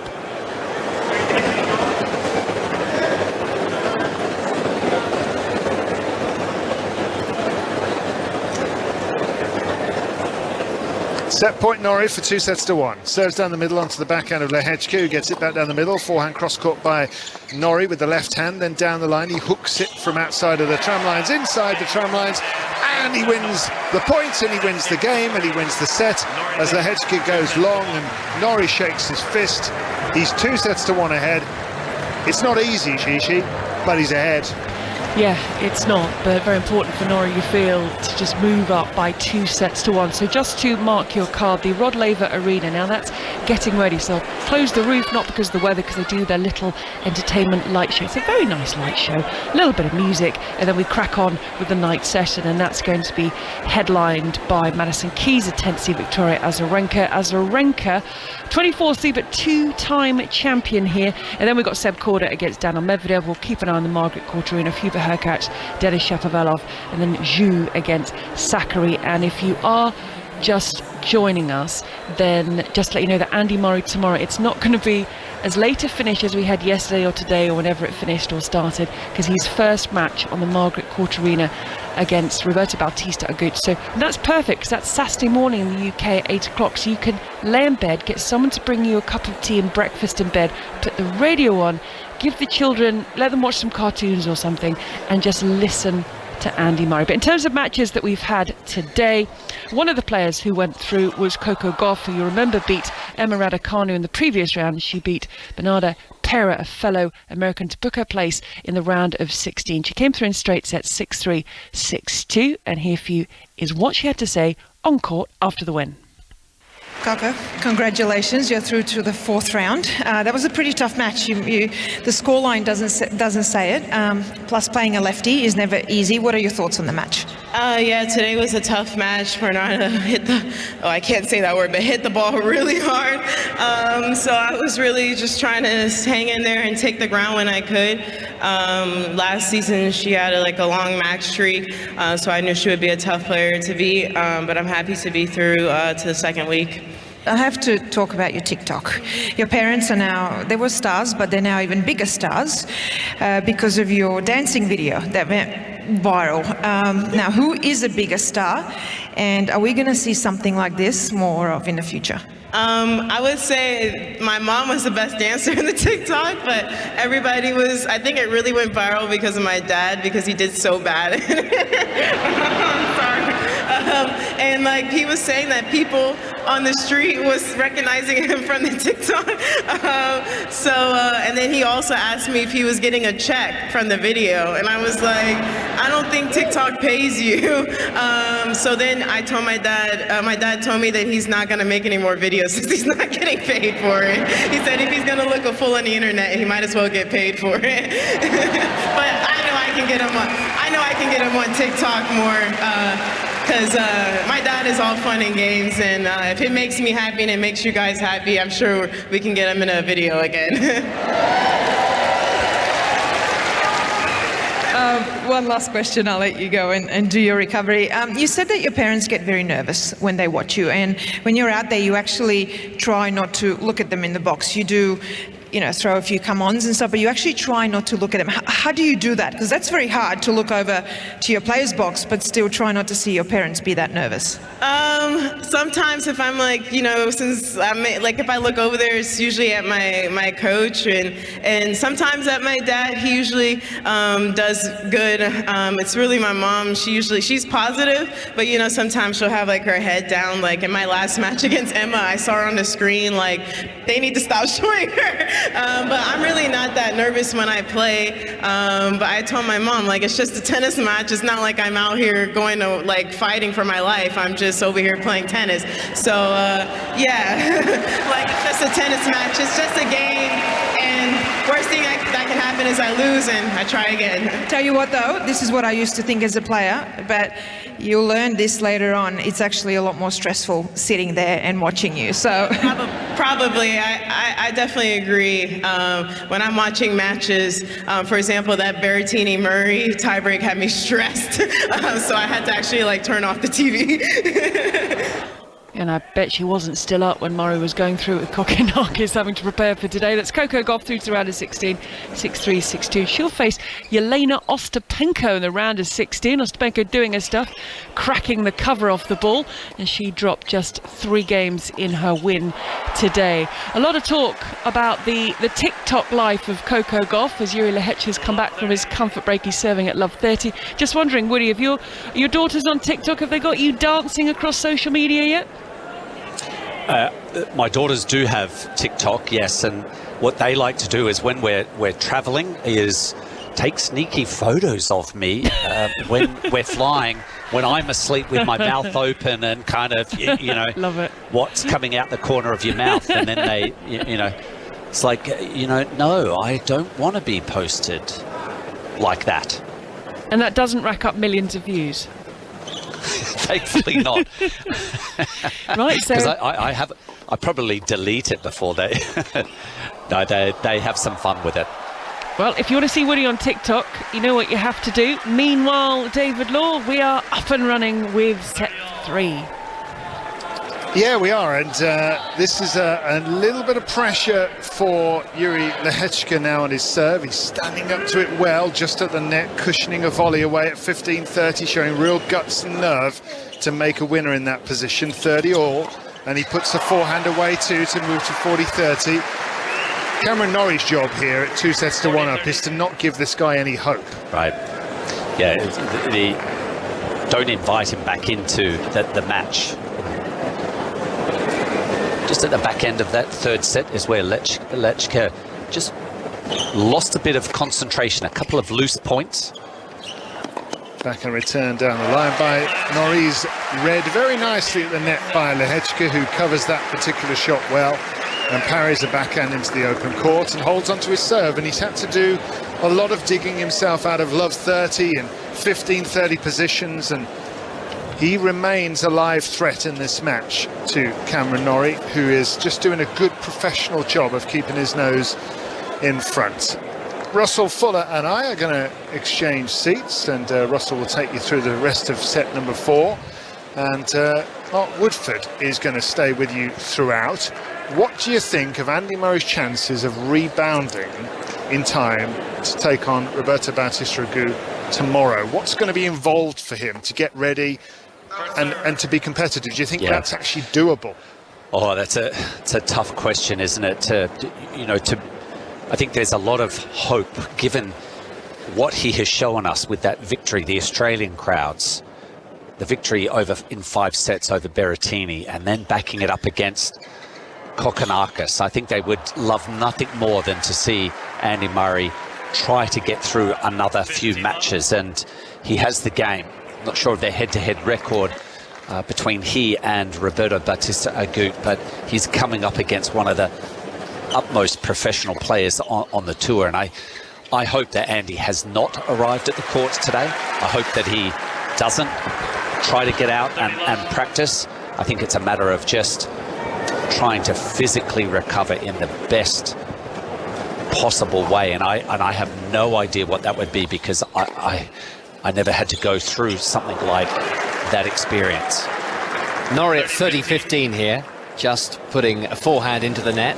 Lehecka winning the first game of the 4th set, but trailing by 2-1 to the British number 1. Well, you're going to be disappointed with your wish for Andy Murray just to spend the day off site, because he came in about 11:30 in the morning. Now, maybe he couldn't sleep, and if you are going to be having some massage and some physio, then this is the best place to be doing it, Melbourne Park. And I hear that he was here relatively briefly. He's then gone back to the hotel for another sleep. Good. But he is planning on returning late afternoon, early evening to have a light practice at the sort of time he's going to be playing his third round match tomorrow. That maybe makes some sense. I just wonder whether he might have even had a chance to sleep between the end of his match, because there were obviously other commitments that he had to fulfill, and potentially, not getting to bed at all until he turned up at 11:30. But I'm assuming he got a few hours sleep, but it probably wouldn't have been any more than 3 or 4. Yeah, exactly. Forehand return from Lehecka. Can he get the early break of serve in this 4th set? It's 30 all at the moment on the Norrie serve, but this is a chance for Lehecka, and he's knifed that angle backhand volley cross court, and he does have the break point, and Norrie has just avoided doing himself an injury. He ran into the advertising boards at the side of this Kia arena, just about putting the brakes on in time. He did everything he could to chase that one down until he realised that it was beyond him. May have a slight graze on his hand, because his hand took the force of his deceleration attempt. I suppose Andy Murray needs to do everything he can to make sure that he gets a really good block of sleep tonight. And I think, like with jet lag, you probably have to try and get yourself back onto normal time as quickly as possible. And maybe an extended siesta is the answer. We will find out tomorrow.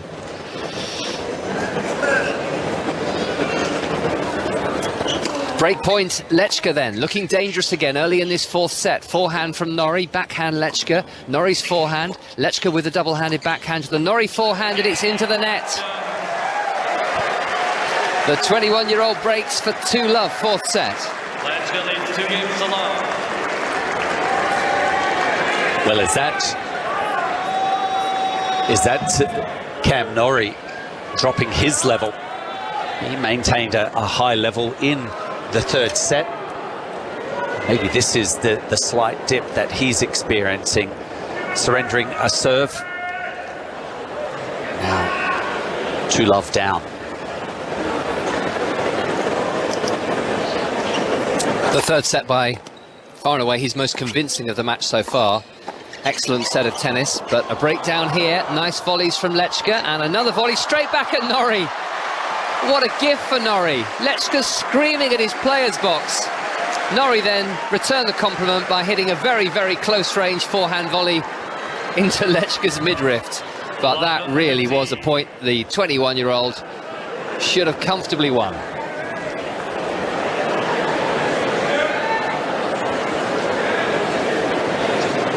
Yeah, watching that replay, that was a point that the Czech player should have definitely won. Love 15. And a second serve, this one. Backhand return from Norrie, steered down the line very artfully. Just enough pace, nice depth. Love 30, already threatening to break back here. And this is a juncture, though, Russell, that we've seen several times for both players. Maybe balance more so for Norrie. He hasn't been able to progress. Love 30, a wild forehand from Lehecka. Bonus. 3 breakback points immediately for Cameron Norrie.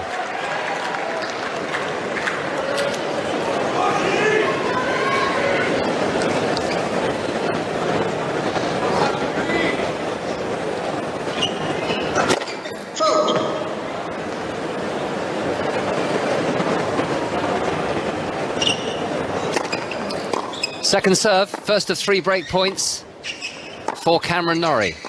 His backhand onto the forehand of Lehecka. Norrie with the backhand, Lehecka with the forehand. Double-handed backhand Norrie, forehand Lehecka cross-court with great depth and power. Now the short ball for the Czech.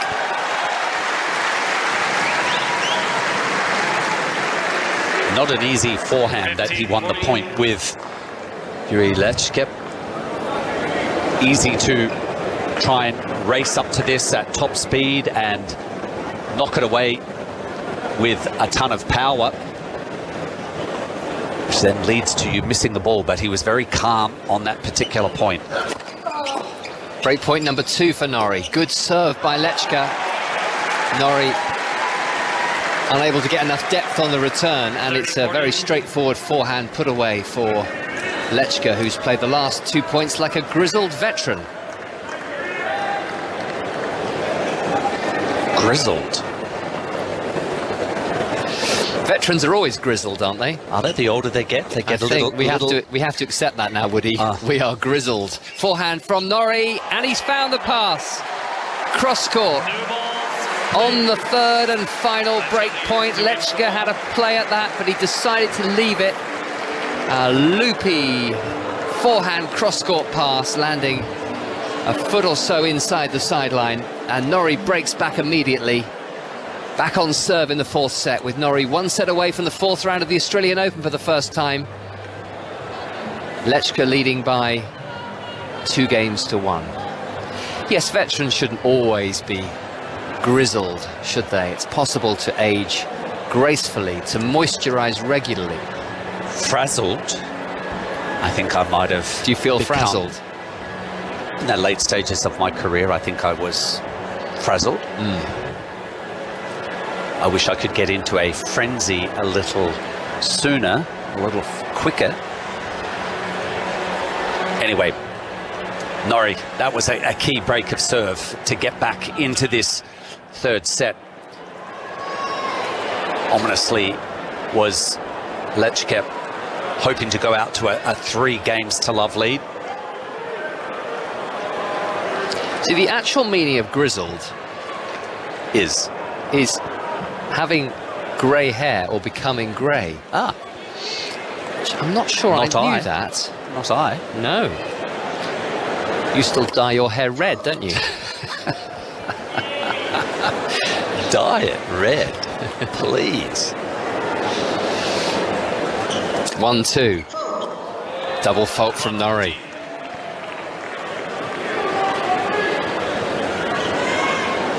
So that's probably an often misused phrase, because it is used to refer to people perhaps who are aging and worn down by the stresses of life, or in this case a tennis career. Lehecka hitting powerfully with the forehand and now punching the volley away as he comes forward. Excellent play. He has love 30 again on the Norrie serve. Opening the door did Cam Norrie there, the backhand. The first ball that he struck in the rally, not cleanly out the middle of the court, and it opened the door for Lehecka to come forward. Just missing the service return, Lehecka. 15-30. Good deep return.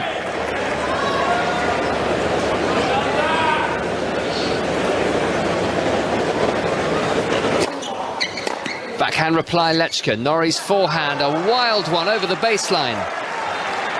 15-40. 2 more break points to Lehecka.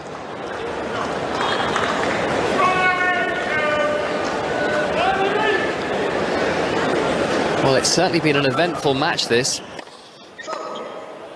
Lots of momentum shifts.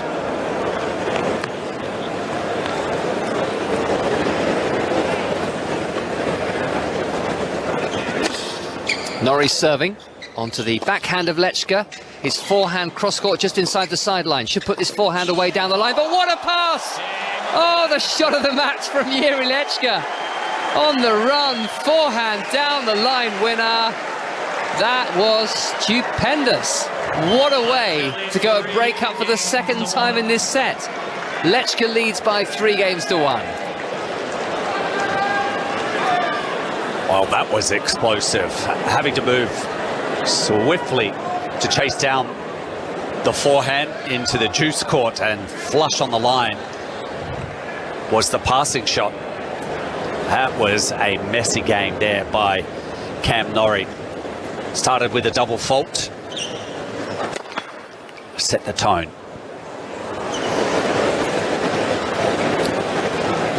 (3-1). Lehecka, can he hang on to his serve this time? A second serve. Norrie's return on the backhand. Forehand Lehecka, forehand Norrie. Lehecka with the backhand. Norrie with the forehand, stepping in a little bit here. Now he's got a shorter ball. He's inside the baseline. He's coming to the net and he's passed again, Norrie. This time it's the backhand down the line that works wonders for the 21-year-old. 15 long.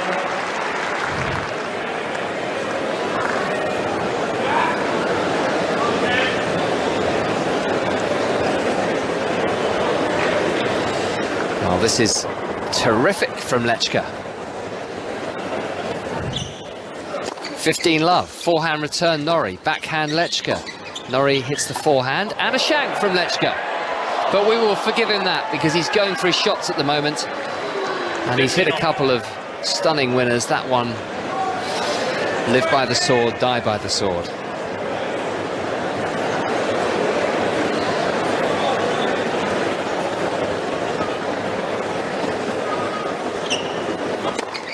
(15-all). Chipped back by Norrie, deep in the court. Backhand Norrie cross-court. Lehecka with the forehand cross-court. Norrie drilling that down the line. Now he's lining up a forehand, which he hits the forehand of Jiri Lehecka. Backhand Lehecka, very deep. A forehand Lehecka. This time he misses. He's feeling confident, so he's continuing to go for his shots, but that's just drifted wide of the sideline.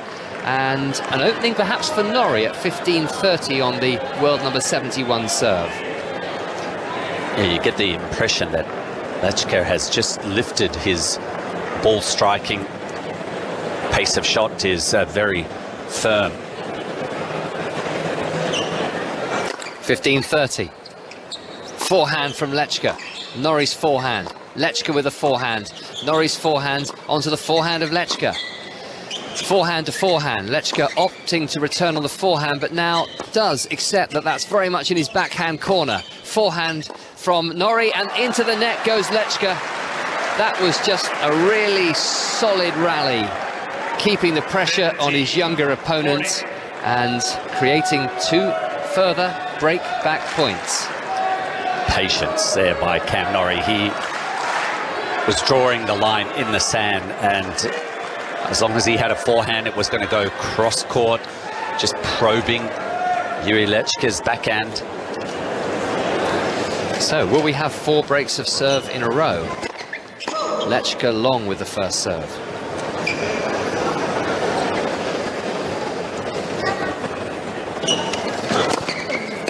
Good serve, this one. He's inside the baseline.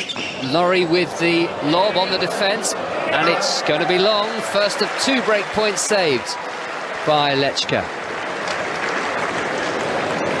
30-40.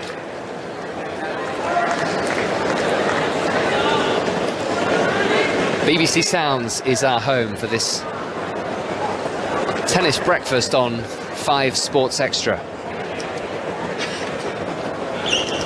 Second break back point for Norrie, saved by an ace. Down the centre by Lehecka.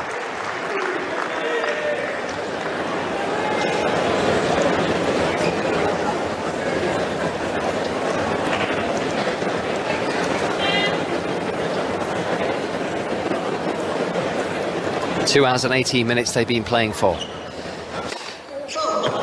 Lehecka goes for the same serve, this time from the juice court, but it's a little bit long as he goes down the middle. Forehand return into the net from Norrie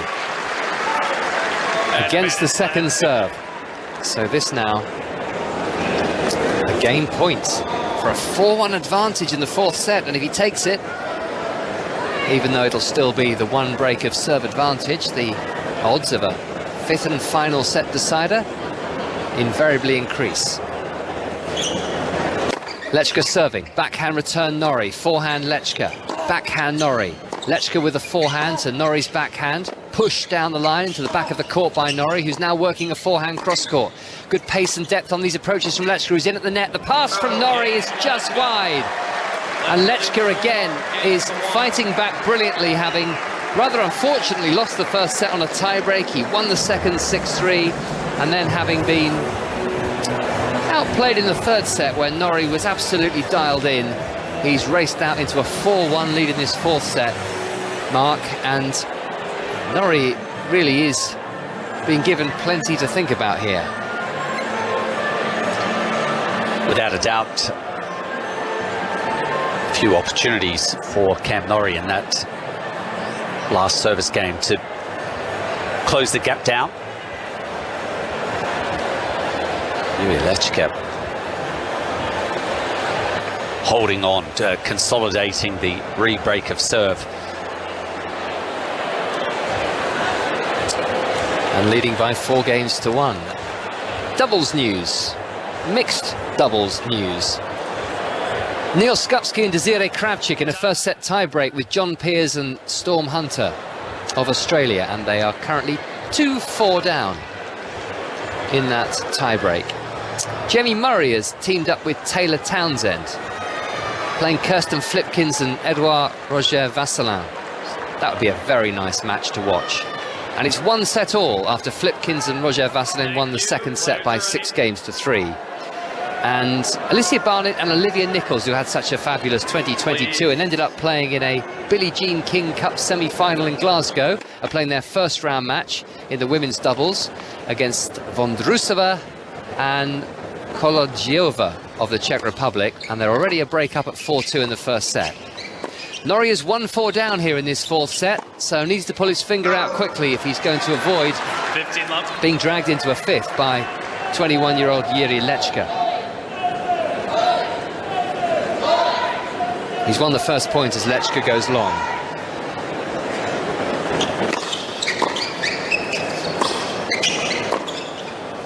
Long from Lehecka.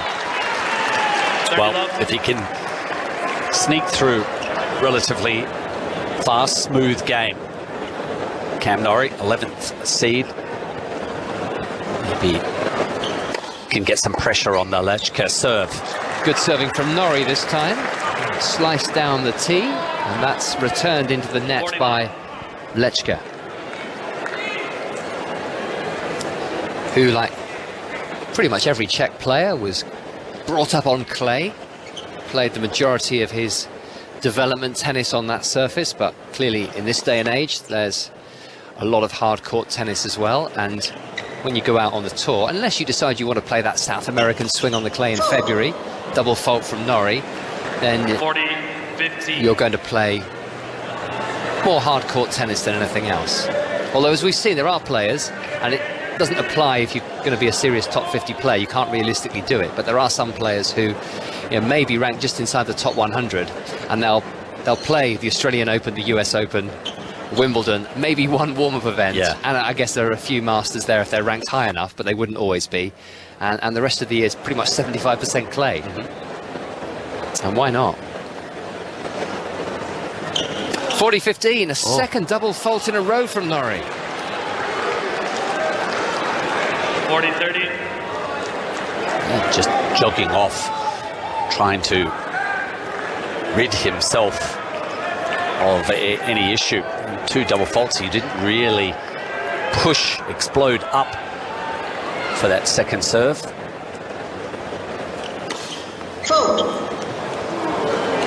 5 serves missed in a row. Can't remember commentating on a hat-trick of double faults before, and it won't happen here. Forehand wide from Norrie.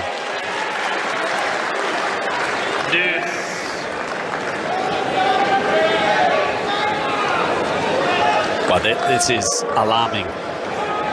It's been quite a messy set of tennis so far. 5 games. Norrie has donated several key points. He's got a hold serve here to avoid going down a double break. Down the tee with a good first serve, Norrie. Now he's lining up the forehand, and again from inside the baseline. That was a terrible miss for a player of his quality. 2 double faults, 2 bad unforced errors, and this is now break point for a 5-1 lead for Lehecka, which virtually seals the prospect of a 5th and final set.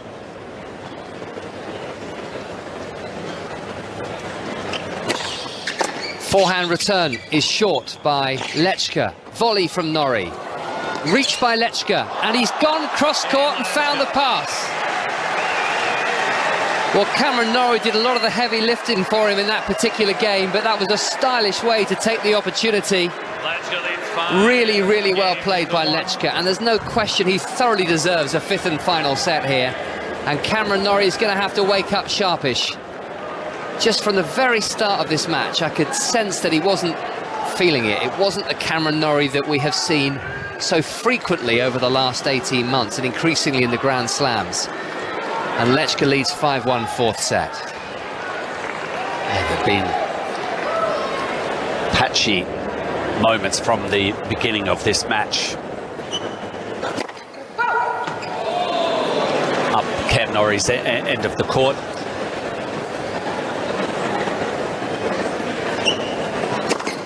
But he is a great scrapper, and Lehecka has started this service game with a double fault. It is contagious.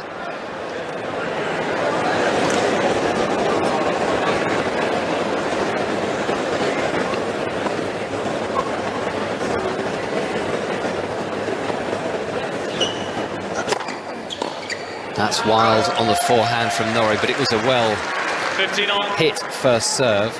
The stats suggest Norrie in this set has hit 1 winner and 8 unforced errors.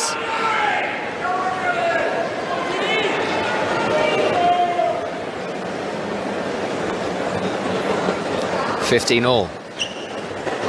Lehecka 3 points away from taking us into a deciding set.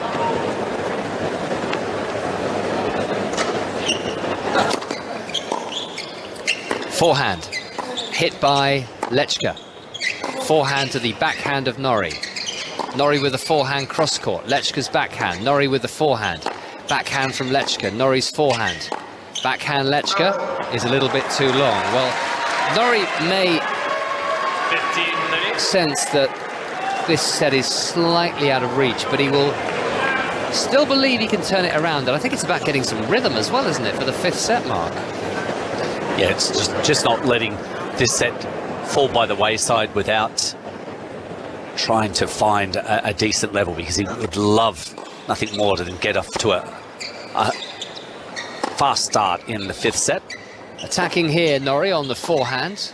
Another forehand directed at that backhand of Lehecka, and a winner from Norrie. 2 break points. He's gone down the line with a forehand.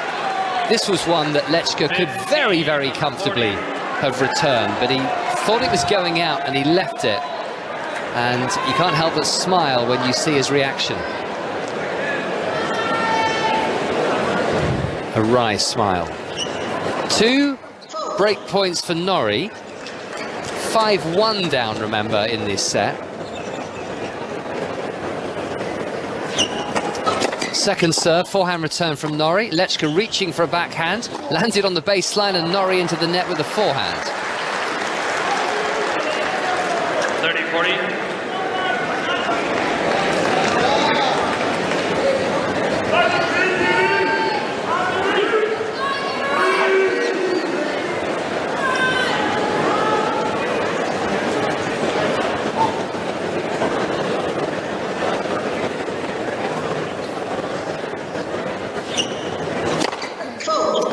Breakpoint number 2.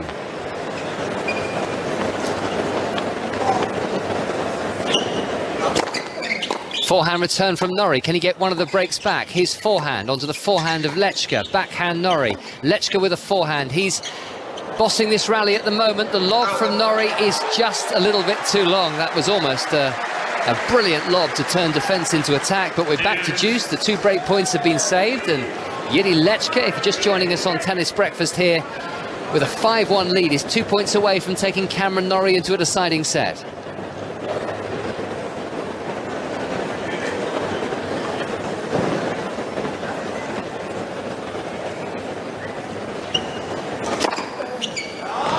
Ace. Advantage for Lehecka. Lehecka has a set point.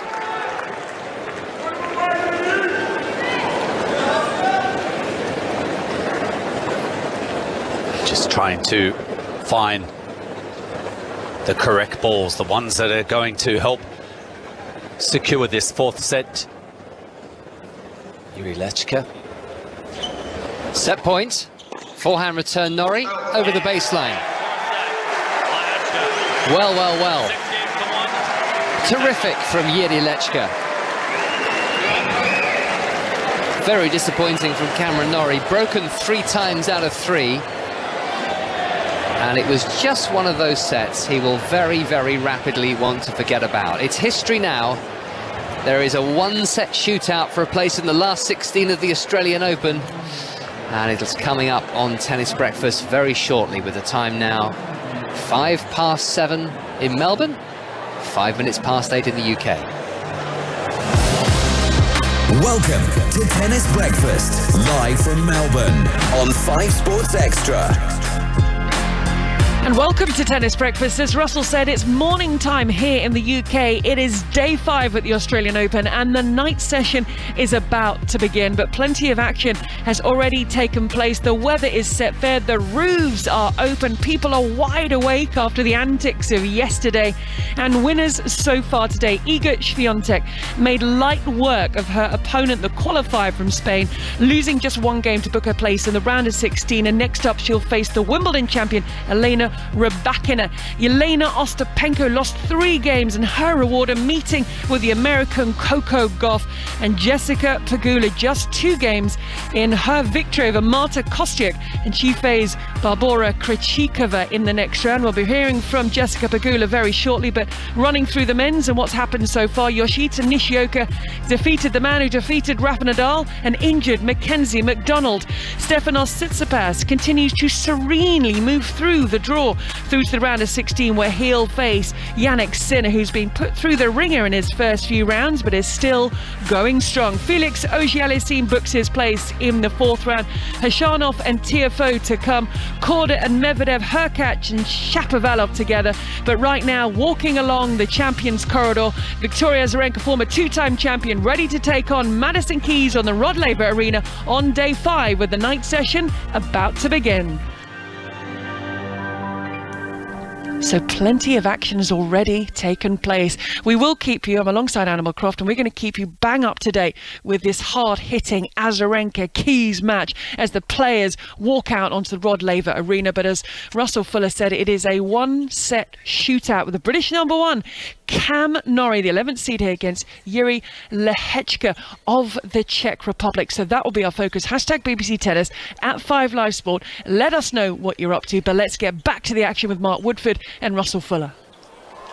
Cameron Norrie's love 15 down already. Make that love 30. A net exchange is won by the 21-year-old.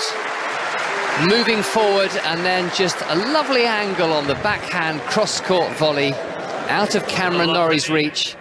The drop shot was the key to Lehecka's success in that point, and he's looking very dangerous. He is looking full of confidence at the moment after 2 hours and 33 minutes. He'll be feeding off the errors from the other end of the court, but all credit to him for coming back and starting that full set so strongly after Norrie had won the third set by 6 games to 3. And when you think that Norrie was certainly, I won't use the word fortunate to win the first set because he won the key points, but he was chasing that set and won it on a tiebreak by 10 points to 8. You get an idea of just how well Lehecka has played. That's a lovely return by Norrie right down at Lehecka's feet. Again, it was a very tricky half volley. He couldn't make it, and it was an important intervention by Norrie. At now 15-30 in the opening game of the fourth set.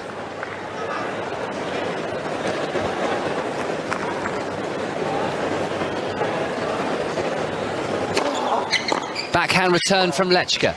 Can he set up break points in the opening game of the decider? Forehand from Norrie, backhand from Lehecka, little tentative. His forehand cross-court is a little bit better struck, and Norrie's made another error with the backhand that has gone long. 2 break points. This would be a 4th consecutive break of the Cameron Norrie serve for Jiri Lehecka.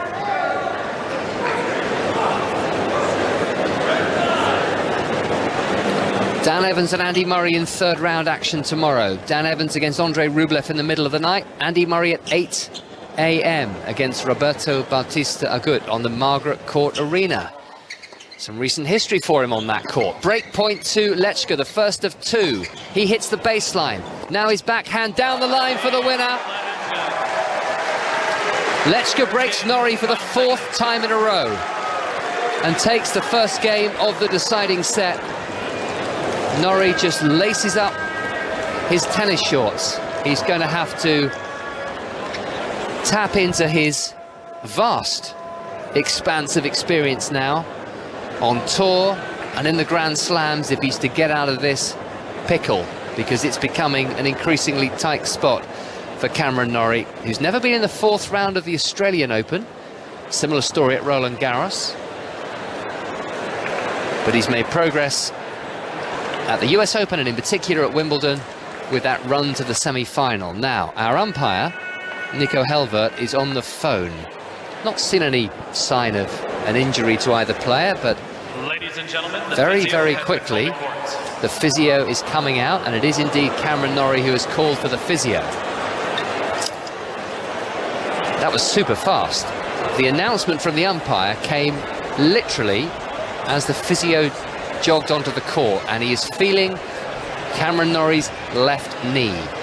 He's just trying to press with his 2 thumbs at the bottom of his left knee, which is never a good sign, Mark Woodford, for any athlete, whatever your chosen sports.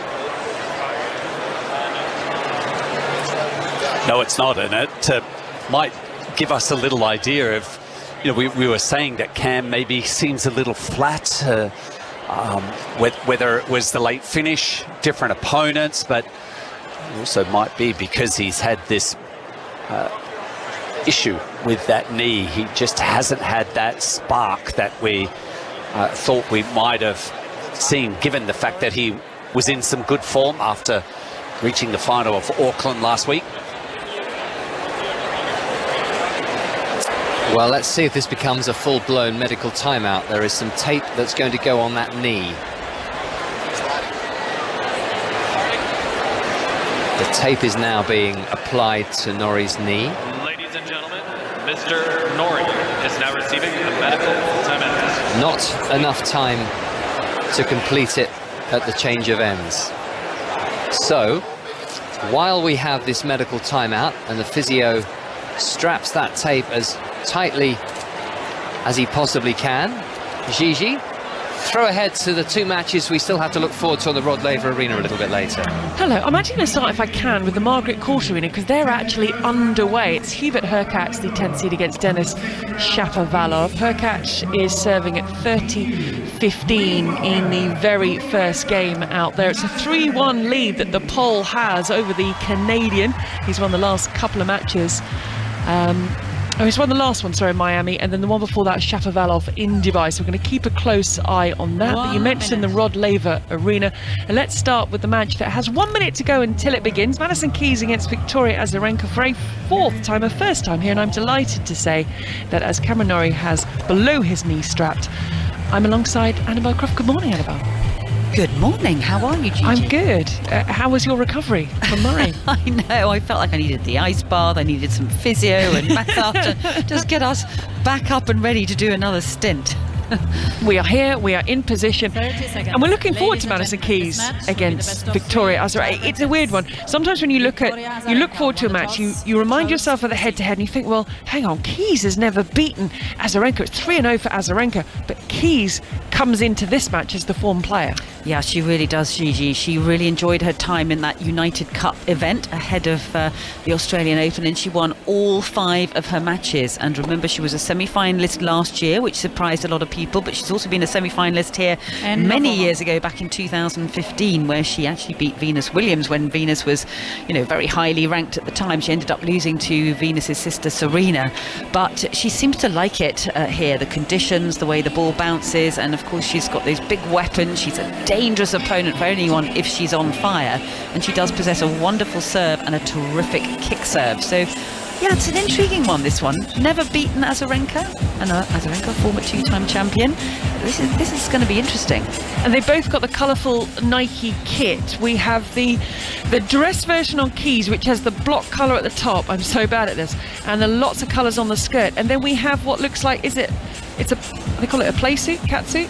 Oh, what does have a look? I thought she was just wearing shorts. Oh, you think it's just shorts? I think it's the right, the full on. I think that would be a bit annoying when you have to take a bathroom break. Yeah, you've got a strong bladder, because I think Azarenka has, I think it's the full on, but she's wearing like a white long sleeve top over the top. Yes, so covered up at the moment, so we'll find out when she reveals the full on. We're going to have a big reveal. The suit, we think it is, and hopefully she doesn't need bathroom break. You could be right. So this one is about to get underway. I really shouldn't do Fashion Watch. And then following that, and we are going to be returning to Cameron Norrie, Jiri Lehecka shortly. I can tell you that the medical timeout Madison Keys has finished, and it is Jiri Lehecka at 15-love, 1-love in the 5th and final set. You heard there, Madison Keys is serving. Following this, we've got Seb Korda against Daniil Medvedev. So it gets to this time of day when we jump around a little bit, but we're going to bring you the first handful of points here as Keys serves deep into the off backhand of Azarenka. Azarenka, as you mentioned, a 2-time former champion, a former world #1, one of a handful of Grand Slam champions still in the draw, with Swiatek, Krejcikova, Ostapenko and Rybakina all through to the round of 16. So there's still an awful lot of experience left in this women's draw. Yeah, there is, and she's 33 years of age now, but still so hungry to kind of add some more Grand Slam titles to her tally of those 2 Australian Opens. And as we know about Azarenka, she's such a sort of a fierce competitor, very intense on the court. They're actually quite different, these two, in terms of demeanour. This is sort of very relaxed, bit more laid back thumper of the ball in Madison Keys, whereas Azarenka is all noise and passion and sort of fist pumping, and really makes her presence felt. So they're quite opposites in terms of their demeanour on the court. The noise you're going to hear, and you'll have heard it many times over the years, is Azarenka, who slices and cuts under that backhand, double-hander whipped cross court, redirected down the line from Azarenka. Squash shot from Keys is long. Azarenka gets her first point, while Jiri Lehecka has consolidated his early Annabelle 5th set break against Cameron Norrie, who now does have that strapping under the left knee. Yeah, he's looking a little bit forlorn out here, I'm going to be honest. I just feel like movement is one of the biggest weapons in Cam Norrie's repertoire, and that's what makes him such a tough competitor, the fact that he's constantly tracking down balls, making you play that extra ball, extending the rallies, makes matches very, very physical. But if he has a sort of slight hindrance in terms of his movement himself, I think that's going to be quite a worry. So let's see how it pans out. So what we're going to do, Annabelle and I are going to keep a very close eye. Ooh, that was overhitting of a high forehand. Took it above head height, Keys, for 30 all from 30 love. We're going to keep a very close eye on events on the Rod Laver Arena. There's Keys Azarenka contest. We'll have commentary later of Korda against Medvedev, which I'm really looking forward to. But with 2 hours and 42 minutes on the clock, and Cam Norrie in a bit of bother, I think that's where our focus should lie. And for that, it's to Melbourne and to Mark Woodford and to David Law. Thank you very much, Gigi. Yes, I went out for a bit of lunch, and it was 2-1. What have you done with Cam Norrie, Mark? I think he's impaled himself in that fourth set. He just lost the drive, and I think we're seeing, you know, the cause of it. There just wasn't the explosiveness around the court, and some quick errors contributing to 2 breaks of serve. And now it's 3 breaks of serve to love, and unforced error count has climbed above his opponent, Jiri Lehecka. Got some knee strapping now, has Norrie, and yeah, this has gone away from him very quickly. He really has to hold here. 30 all, this is a big point, and he wins the point, does Norrie, and he really grits his teeth to move up 40-30 with a big forehand that doesn't come back. He's 2 sets all, he's 2 love down, he's 40-30 up. Can he start to make his opponent think a bit here? Slice serve into the body from Norrie. Will he start to go for a few more shots maybe? Well, I mean, at the moment it's his opponent who's going for the shots, and his opponent, Jiri Lehecka's missing. Inside out with a forehand, Norrie, I got Murray on the brain. Norrie is shouting to himself and clenching the fist as he closes the gap to 2-1 down with a break of serve. Little clench of the fist again as he sits down. This guy's not giving in. This guy believes he can turn this around. I think Cam Norrie, it doesn't matter who he's facing against or the state of play. I feel like that he just gives himself, he backs himself, gives himself a chance on almost every occasion. He's got the experience now. He's solidified his position inside the top 15 players in the world. He's been able to back up a huge year a huge 2021, and it was a massive 2022 as well. And hopefully he uses that experience now, David, aware that he is the established player, the youngster up the other end. This is a major moment for him. Being up an early service break to try and move into the 4th round, pick up the scalp of this number 11 seed. Well, we'll see if he tightens up. Yeah, we will. That's a big factor, isn't it, here, really, in this match, that we just won't know until we're a little bit closer to the finish line. Yeah. How Lehecka, who has played 1 5-set match in his life before, and he's lost it. Yeah, exactly. He's travelling well. That's why it was such a key hold of serve by Cam Norrie in that previous game, to just stay close. If it was 2 breaks of serve, it's almost like the insurance and possibly the match is out of his hands. But now the pressure starts to build. It does. Forehand whipped cross-court by Norrie long. Can't really afford too many unforced errors. He's got to make this opponent earn this win. First set went to Norrie on a tie-break. He was 6-4 down in that tie-break as well. He did an incredibly good job to dig his way out. Second set, Lehecka won going downhill, really. Third set, Norrie won going downhill and just sort of freewheel to 2-1. But even then, I just got the feeling we may be having to go 5 because of the way this match is switching back and forth, the way Lehecka seems to be quite comfortable against the game of Cameron Norrie. Forehand cross-court by Lehecka, down the line backhand from Norrie, brilliant volley, cut off by Lehecka that Norrie scampers for but can't quite get there in time. 6-1, 4th set for Lehecka to level up at 2 sets all, and now 2-1 with a break and 30 love. Beautiful volley from the unseeded Czech. It's carving around the outside, and as quick as Cam Norrie is unable to get it on the first bounce.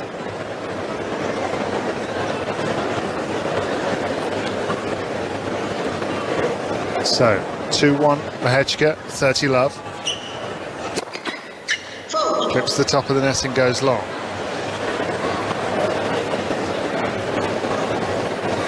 The second serve is rolled into the backhand. Norrie hits it cross court, and now he'll paddle that shot again. Really acute angle. What a big forehand on the line there from Lehecka. Now he's in at the net, but he's passed by Cam Norrie with a clench of the fist and a roar.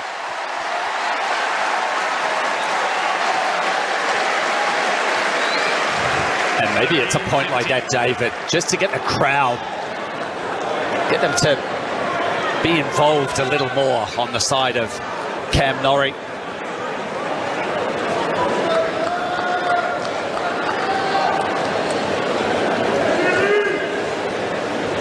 So, 30-15 Lehecka. Can Norrie make a meal of this game? No, not with a backhand like that. It came off the throat of the racket.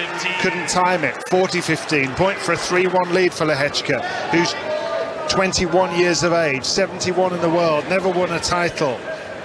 Only won a couple of Grand Slam matches. Trying to get into the second week of a Grand Slam, obviously for the first time. Hits his big inside out forehand and comes into the net. And he doesn't need to play a volley because Norrie has netted. 3-1 in the fifth.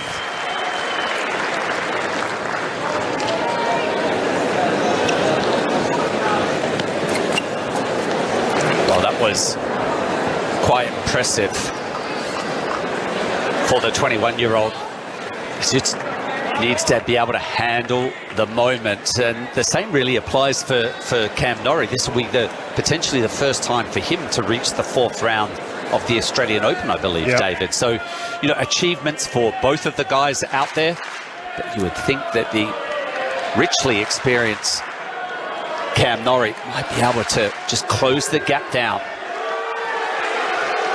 Yeah, his game is not hurting Lehecka in the way that he would hope, and Lehecka's now waving his hand to this crowd and saying, come on, get behind me.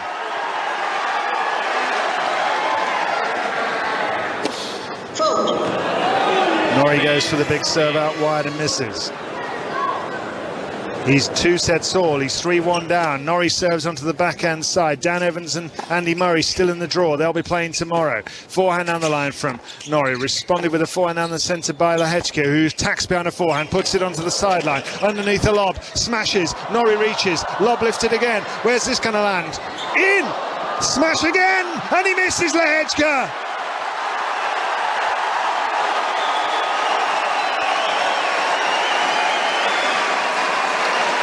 This is Norrie's sweet spot now. He loves this kind of thing. Listen to that crowd support. How on earth did Lehecka not put the overhead away? Well, what will that do to Lehecka's mind? That was the voice of Norrie once more as he serves out wide and gets the defensive long response.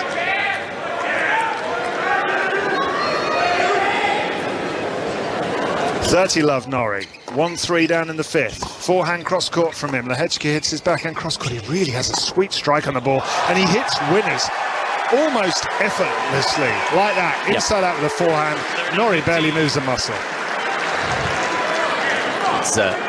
It's smooth power, isn't it? It doesn't look like that he throws his whole body into the forehand. It's just moving of the arm, and it's a clean ball strike. Or fast mistake. Quality of the return back onto Norrie so quick. Wasn't able to handle his own forehand. And under a lot of pressure once again is Cam Norrie.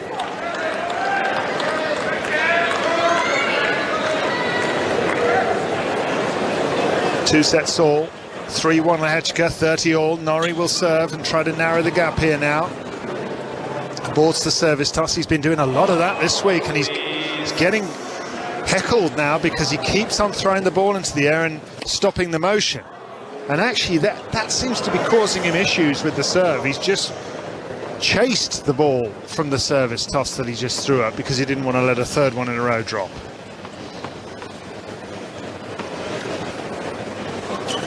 This one he bounces up high to the forehand of Lehecka. Down the centre goes Norrie as he tries to narrow the gap again, but he's netted once more. And Lehecka's got break point for a double break. 30-40.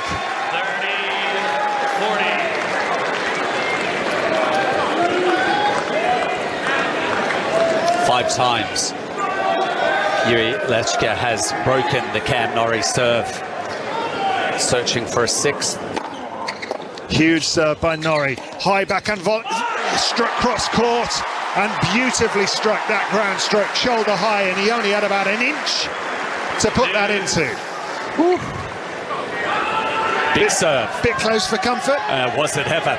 Given the fact that he'd missed a similar backhand on the previous point. Backhand return down the middle by Lehecka. Forehand whip cross court with topspin Norrie. It's juice. Forehand on the line from him now. He hits the backhand cross court, flat as a pancake, and that drifts long. His sights are out. Advantage, Lehecka.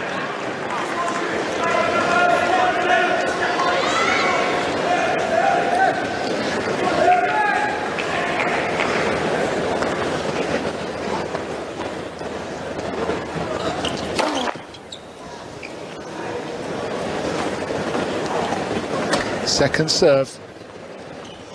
Advantage Lehecka. This for 4-1 and a double break. Hits his big forehand. Norrie's on the defence again. Inside cross court forehand winner by Lehecka. He is keeping his head. His game is working beautifully. And Cameron Norrie at the moment has no answers. 2 breaks, 4 games to 1. Lehecka needs only 2 more games to knock out the British number 1. Well, impressive game by the youngster, 21 years of age, from the Czech Republic. He went out after that second serve. He's going for the finishing line right now. He senses the opportunity, and it's not necessarily bad play by Cam Norrie. It is just the impressive, the high-level execution from his opponent at the moment. Let me give you a little update as to what's taking place elsewhere. Matches of the evening session underway. The match that myself and Annabelle will be keeping an eye on, Madison Keys against Victoria Azarenka. Keys got off to a good start. She went 2-love up, but with her 4th breakpoint opportunity, Azarenka has got that one back on. So remember, Azarenka's never lost to Keys in 3 previous meetings.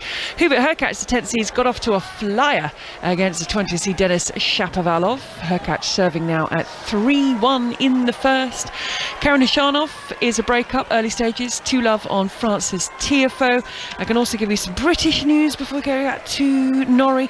Jamie Murray and Taylor Townsend won through in the mixed doubles, 10-7 in the third. And last time I checked, Ken Skupski, here we go, Neil Skupski, sorry, because Ken is there coaching him because he's now retired, and Desiree Kravchik are a set down and 4-all against Hunter and Peers in the first round of their mixed doubles match. So plenty of action taking place. Oh, and Alicia Barnett and Olivia Nichols, crikey, I think I'm still fast asleep, are a set up in the first round of their women's doubles match. Remember, they came to prominence in the Billie Jean King Cup finals last year. Right, there we go. I'll figure out how to speak, David, and you can crack on with Norrie. If it's any consolation, I always get them mixed up. I always call them the wrong way around. Anyway, it's 2 sets all. It's 4-1 Lehecka.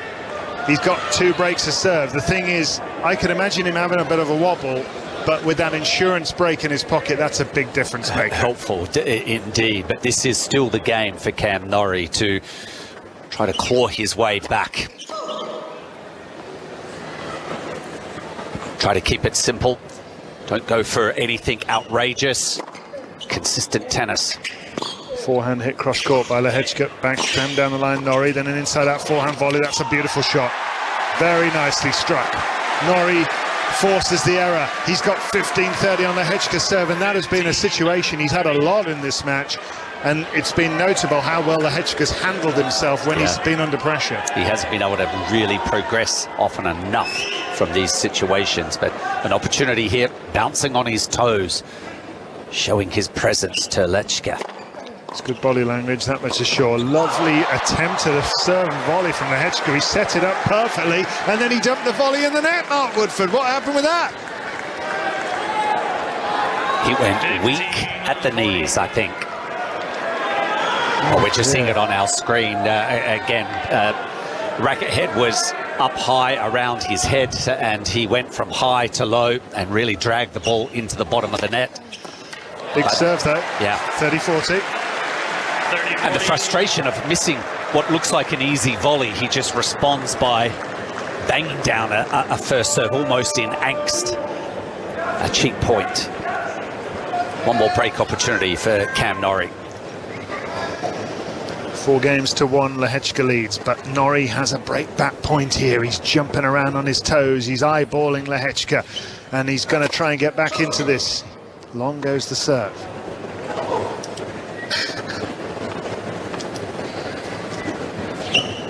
The second serve, Norrie with a backhand return down the centre. Forehand whip by Lehecka, long. There's one of the breaks gone.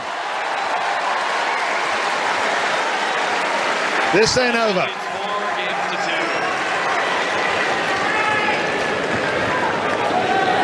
Well, you just never know. Cam Norrie there.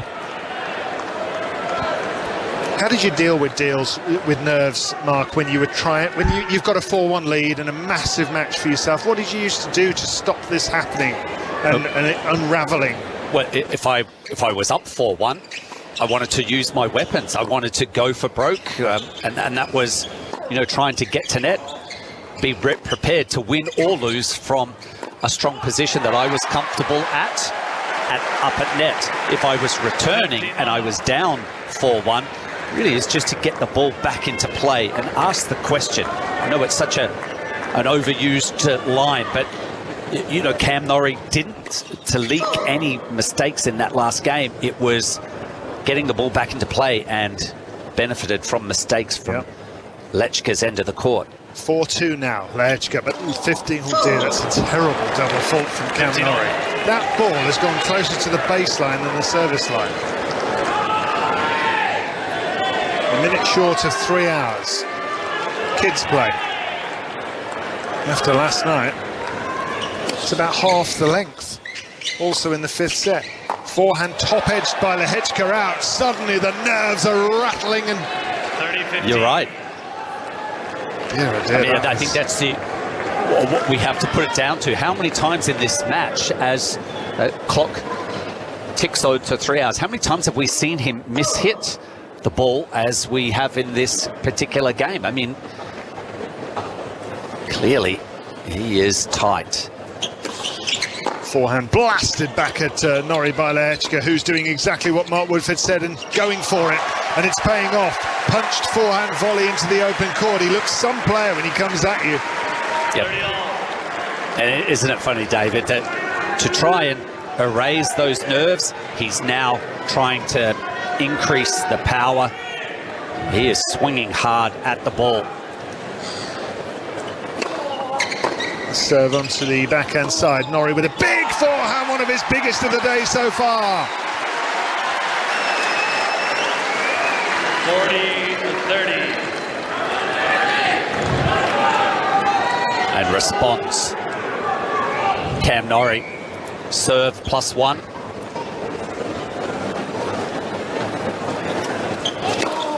This to narrow the gap to 4-3. It's a forehand though for Lehecka, which he misses.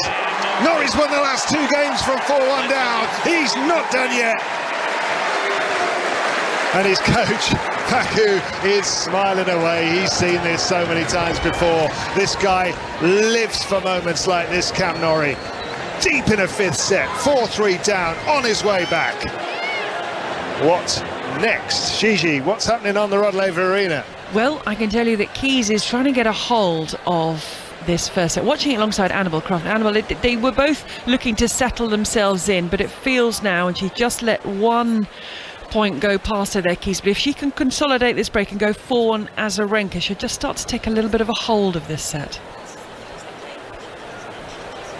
Little bit of extra firepower and power through the court, and it's quite interesting because a lot of players, I think Djokovic was talking about it, I know Murray was talking about it as well, saying that the balls are quite tricky here, and it's something about the pressure or the way that they are, that it's difficult to get that ball through the court. But I have to say, when Keys lines it up, she has been blasting some really huge winners and taken Azarenka by surprise, who's a big hitter herself. Shapovalov is back on serve against Hubert Hurkacz, and Karen Khachanov has points for 4-1. David against Francis Tiafoe. 9-4-1. Thank you very much, Jiri. 2 sets all on court number 3. Listen to this. or the Kia Arena, I should say, which is one of my favourite courts here at the Australian Open. Really great atmosphere. And here's Jiri Lehecka trying to get the job done. Cute angle on his backhand, but Norrie digs it out. Another forehand by Lehecka. Norrie's making everything now. He steps in, crunches the ball down the line for a clean winner.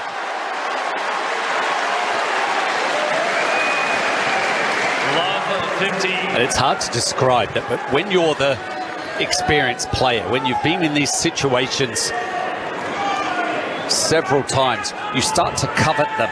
You want it to get close. You feel like that you can survive and manage your nerves. Serve and volley from Lehecka, who takes a note out of the book of Mark Woodford here by serving and volleying to keep those nerves at bay. Yeah, it's certainly an option that is available for Jiri Lehecka. He has come to net a number of times in this match. 15 all. Lehecka serving at 4-3 in the fifth. He was 4-1 ahead. The service hold here for him would calm those nerves down a bit. Norrie determined to ramp them up even further. Big forehand return down the line from him. Now a forehand back and cross court. He comes in, plays a backhand volley. Here's a forehand pass though from Lehecka. Absolutely brilliant. Cross court, drops inside the sideline. Great poise on that passing shot, and he moves to 30-15. Well played from Lehecka's end of the court, but there was a mishit in the early part of that rally, David, that was lucky to have crawled over the top of the net. That provided the opportunity for Norrie to move forward. Passing shots were too strong from the 21-year-old's end of the court, though. 30-15, Lehecka serves onto the backhand side of Norrie, who smacks it down the centre, then hits a big forehand down the line. Trying to get back to 30 all in this game. In the fifth set, he's 4-3 down. Lovely backhand, is it? No, it just drifts a little bit too cross court and wide of that sideline from Norrie, and he's running out of time here. 40-15, 4-3 to his opponent. Just walking over to towel himself down, just trying to put aside, erase the memory of that last backhand miss, Cam Norrie. Oh dear, Lehecka unlucky. He hit what looked like an ace down the centre. 212 Ks that first serve. Do you think the adrenaline is pumping through those veins? Just a bit. Here he goes again. 40-15, this for 5-3 for Lehecka.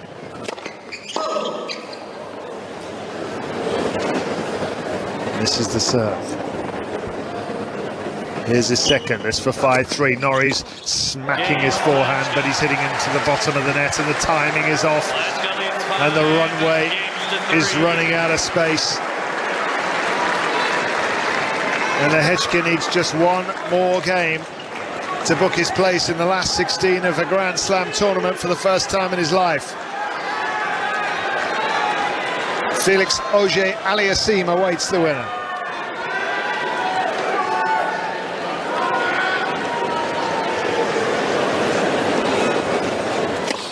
Serve down the centre from Norrie. All he can do is his job right now, and that looked out from Lehecka's forehand, but it wasn't called out by Hawkeye Live, so it must have been in. Forehand hook cross court by Norrie, and he wins the point anyway as the backhand's netted by his opponent. 15 love.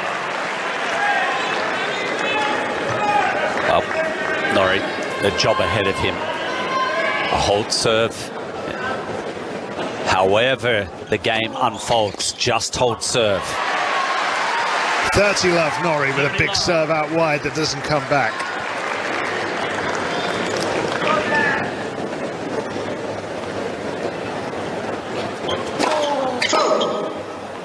If he could win this game, Norrie, he would make Lehecka sit down with a 5-4 lead and think about it for 2 minutes. Forehand hit down the centre by Lehecka. He explodes into a forehand. He doesn't want to sit down. He wants to just hit 4 clean winners and get off the court. 30-15. Yeah, it's a return of serve. He's giving himself some space, Lehecka, to motor the return of serve, and Norrie unable to really do much with it. Finally, a winning forehand again, coming off of Lehecka. Serve out wide from Norrie, clips it off his toes at the net. He's at the net now. He hits a little backhand, delicate drop volley, but that's not Norrie's game. He's put that into the net, and suddenly 30 loves become 30 all. 30 all.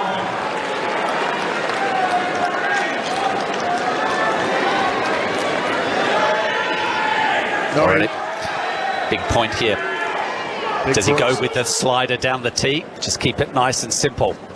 He does. It hits the centre service line, but it still comes back. Forehand down the middle from Norrie. He's in a rally here. Backhand cross court from Lehecka, who's trying to set up match point. He hits another backhand cross court. Norrie with a forehand cross court. Backhand cross court. Lehecka misses. And he looks to the heavens as if to say, oh, couldn't you just have put that one in the court for me? Yeah. Didn't miss by much, but it was enough to give game point to Norrie here. Players are ready. This is a point for Cameron Norrie to make his opponent serve for the match. Forehand down the line is beautifully struck by Norrie, and he's not finished yet. And he marches back to his chair with a clenched fist. And this is going to be a long old sit-down for Jiri Lehecka of the Czech Republic, Gigi Sam. Yeah, it certainly is, Annabelle, and I just talk about how that forehand is going to be of the Czech player as he looks to serve it out. Meanwhile, on the Rod Laver Arena, because we'll see that very soon unfold, Madison Keys has taken a stranglehold of this first set against Victoria Azarenka. She now has the double break and a 5-1 lead, and she is 3 points away from closing out the first set against the two-time champion. Hurkacz and Shapovalov, they are back on serve. Hurkacz led 3-love. He's now 4-3 on serve, and Karen Khachanov still has a slight advantage over Francis Tiafoe. 4-2 he leads. Alicia Barnett and Olivia Nichols, they've now split sets in their women's doubles match, and Neil Skupski and Desiree Kravchuk are in a second set tiebreak. Should they lose that, they will be out. And Benji's got in touch. Your tennis breakfasts have been warming me up on my freezing winter drives to work. Thank you so much, and what a tournament it is turning out to be. It certainly is. If you'd like to get in touch with us, either hashtag BBC Tennis, or you can use @5LiveSport.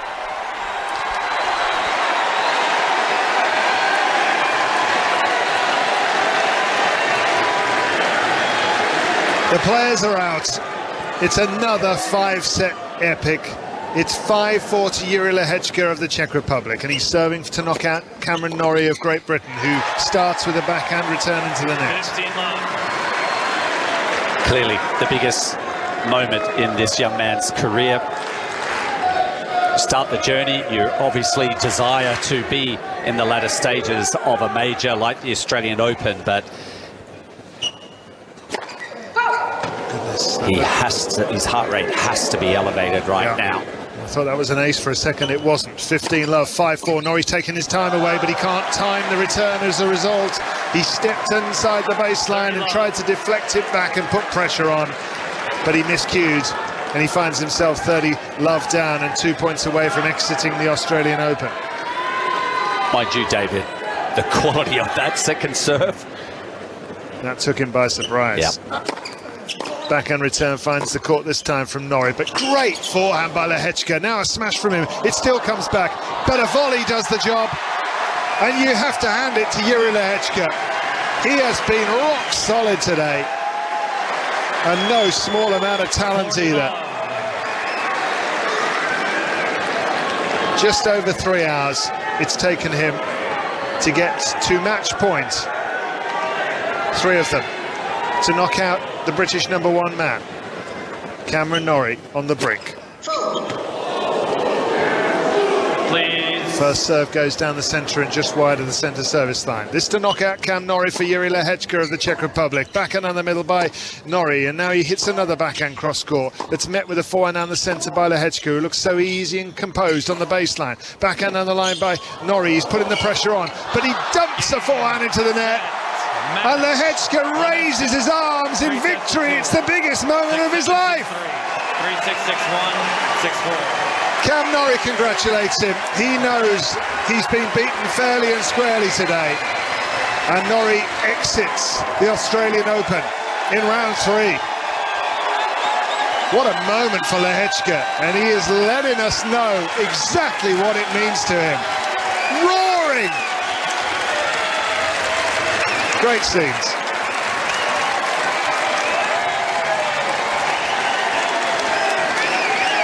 Well, no doubt, he has been waiting and dreaming and planning with his team.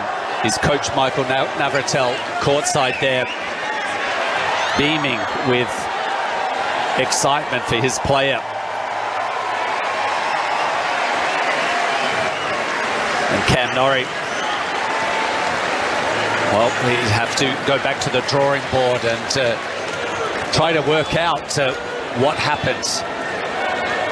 Was it the knee? Was it just the game? Was it the opponent's quality that blunted his ability and stopped him from moving deeper into this tournament? But it wasn't necessarily the mistakes of Cam Norrie. You've got to give a lot of credit to Lehecka, who took it from out of the hands. Yes. And he was quite brilliant in sets 4 and 5. Norrie couldn't really get near him. And yeah, that's going to sting for Norrie, because he was so determined to try to make a real run at this Australian Open. He'd had a great run into the tournament, having won big matches in the United Cup team event. And yeah, going out before the second week, he's not what he's used to anymore at Grand Slam level, having got to the semi-finals of Wimbledon and the second week of the French Open. But today, not to be for him. And I think we're going to hear from Jiri Lehecka. Yuzi, 3 hours, 12 minutes. That was a mighty battle. Nothing, I'm not used to it, you know, so I can play these matches, and I knew that, and I felt that I can finally beat him, so yeah, it was a great match. I mean, Cameron is playing incredibly, and with you all guys, I mean, here to have the support, I enjoyed that a lot. You met just 2 weeks ago in Auckland. Did you learn a bit from that experience coming into today? It's tough to say, because to find the tactics on him, you know, it's so tough. So the only thing I learned from that match was just to never give up, you know, just to fight every ball and try to grind as much as I can. So yeah, I'm happy that I'm through, yeah. Through to the 4th round of a Grand Slam for the first time in your career. In fact, before this, you'd never been past the 1st round of a Grand Slam. How are you feeling at the moment? I feel amazing. I feel amazing and ready for next round for sure. Last year it was a tough year for me, playing for first time, you know, Grand Slams, all 4, never going through the 1st round, you know. So for me to be here, I knew that I can play, and I knew that I can be this guy. So I'm super happy that I'm through, and of course we are not at the end. So many great tennis players over the years from the Czech Republic. Give me a couple that you've looked up to over your journey. I mean, for me, it was always easy, because for me, I mean, I grew up at a generation when both Davis Cups for Czech Republic were won, you know. So for me, when I see my own game and I imagine Thomas Berdych, it's something that I'm looking up to, and I'm trying to inspire myself, you know, with the game and with everything that I'm doing on the court. And of course, you know, yeah, I'm looking up to my coach, because sometimes it's hard with me, you know, I know that you are very emotional at the bench, but I think that we are through, yeah, it's good. Tell you what, the coach would be delighted what he's saying at the moment. Before I let you go, 4th round, Felix Auger-Aliassime, haven't met previously on the tour. That's a big one. For sure, I mean, which match isn't a big one in 4th round, you know? That's also a good point, but yeah, I think that me and my team will do everything to get ready, you know, and I think that after a match like this, you know, to try to recover wouldn't be easy, but it's nothing impossible. I think that me and my team through last year and last preseason, we did such a good job, so I'm ready here. Tell you what, we're loving what we're seeing so far. Can't wait to see you in the 4th round. Thank you. Jiri Lehecka through to the 4th round. What a lovely young man.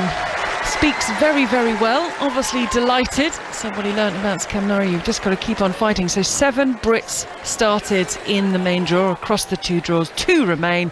Dan Evans, who in the 3rd round face Andrei Rublev. They're both in the bottom half of the men's draw. And Andy Murray, he'll take on Roberto Bautista Agut. Mark Woodford is still with us, who watched that encounter with Cam Norrie. And I think that was key there, wasn't it, Woody, that he may have lost to Cam Norrie recently, but he said what he learned, he said it's difficult with the Norrie game, but you've got to fight, you've got to hang tough and stay with him. Yeah, I've certainly picked up to comment up immediately when he said tough to have tactics, but I saw how well Cam Norrie competes and has patience and perseverance, and you know that lays the foundation to rising up in this game, as Cam Norrie is, inside the top 20. But today it was taken out of his hands. Jiri Lehecka, a game that shone brightly, and well, we thought it looked like he was going to get a little tight there, but that last game had nerves of steel. And it was taken out of Norrie's hands, and this isn't to make excuses, but did you notice any change in the Norrie movement after he had that strapping on the knees? That's something we should be worried about? No, not really. I didn't notice anything that gave me the idea that yes, there wasn't any limp.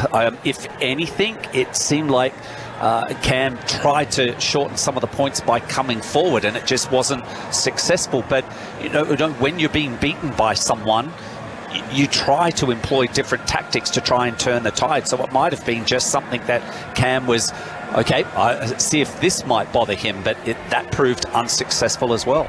And that big disappointment, as David touched on when he was summing up the match for Cam Norrie now, he spent so long trying to get to the point when he was regularly making second weeks of Slam. He's been into the top 10, he's just outside now. He had that wonderful start to the year, really one of the form players coming into this tournament, so he'll be disappointed because these days his standards, his bar is so much higher. It is, isn't it? That comes with the territory once you crack that top 20, and for Cam now knocking on the door of top 10 status. Yes, you make every effort and bookings, and the whole training is about being alive in the second week. So this was a big moment for Cam Norrie. He has not been into the 4th round of the Australian Open as well, and maybe that had an impact in Cam's performance.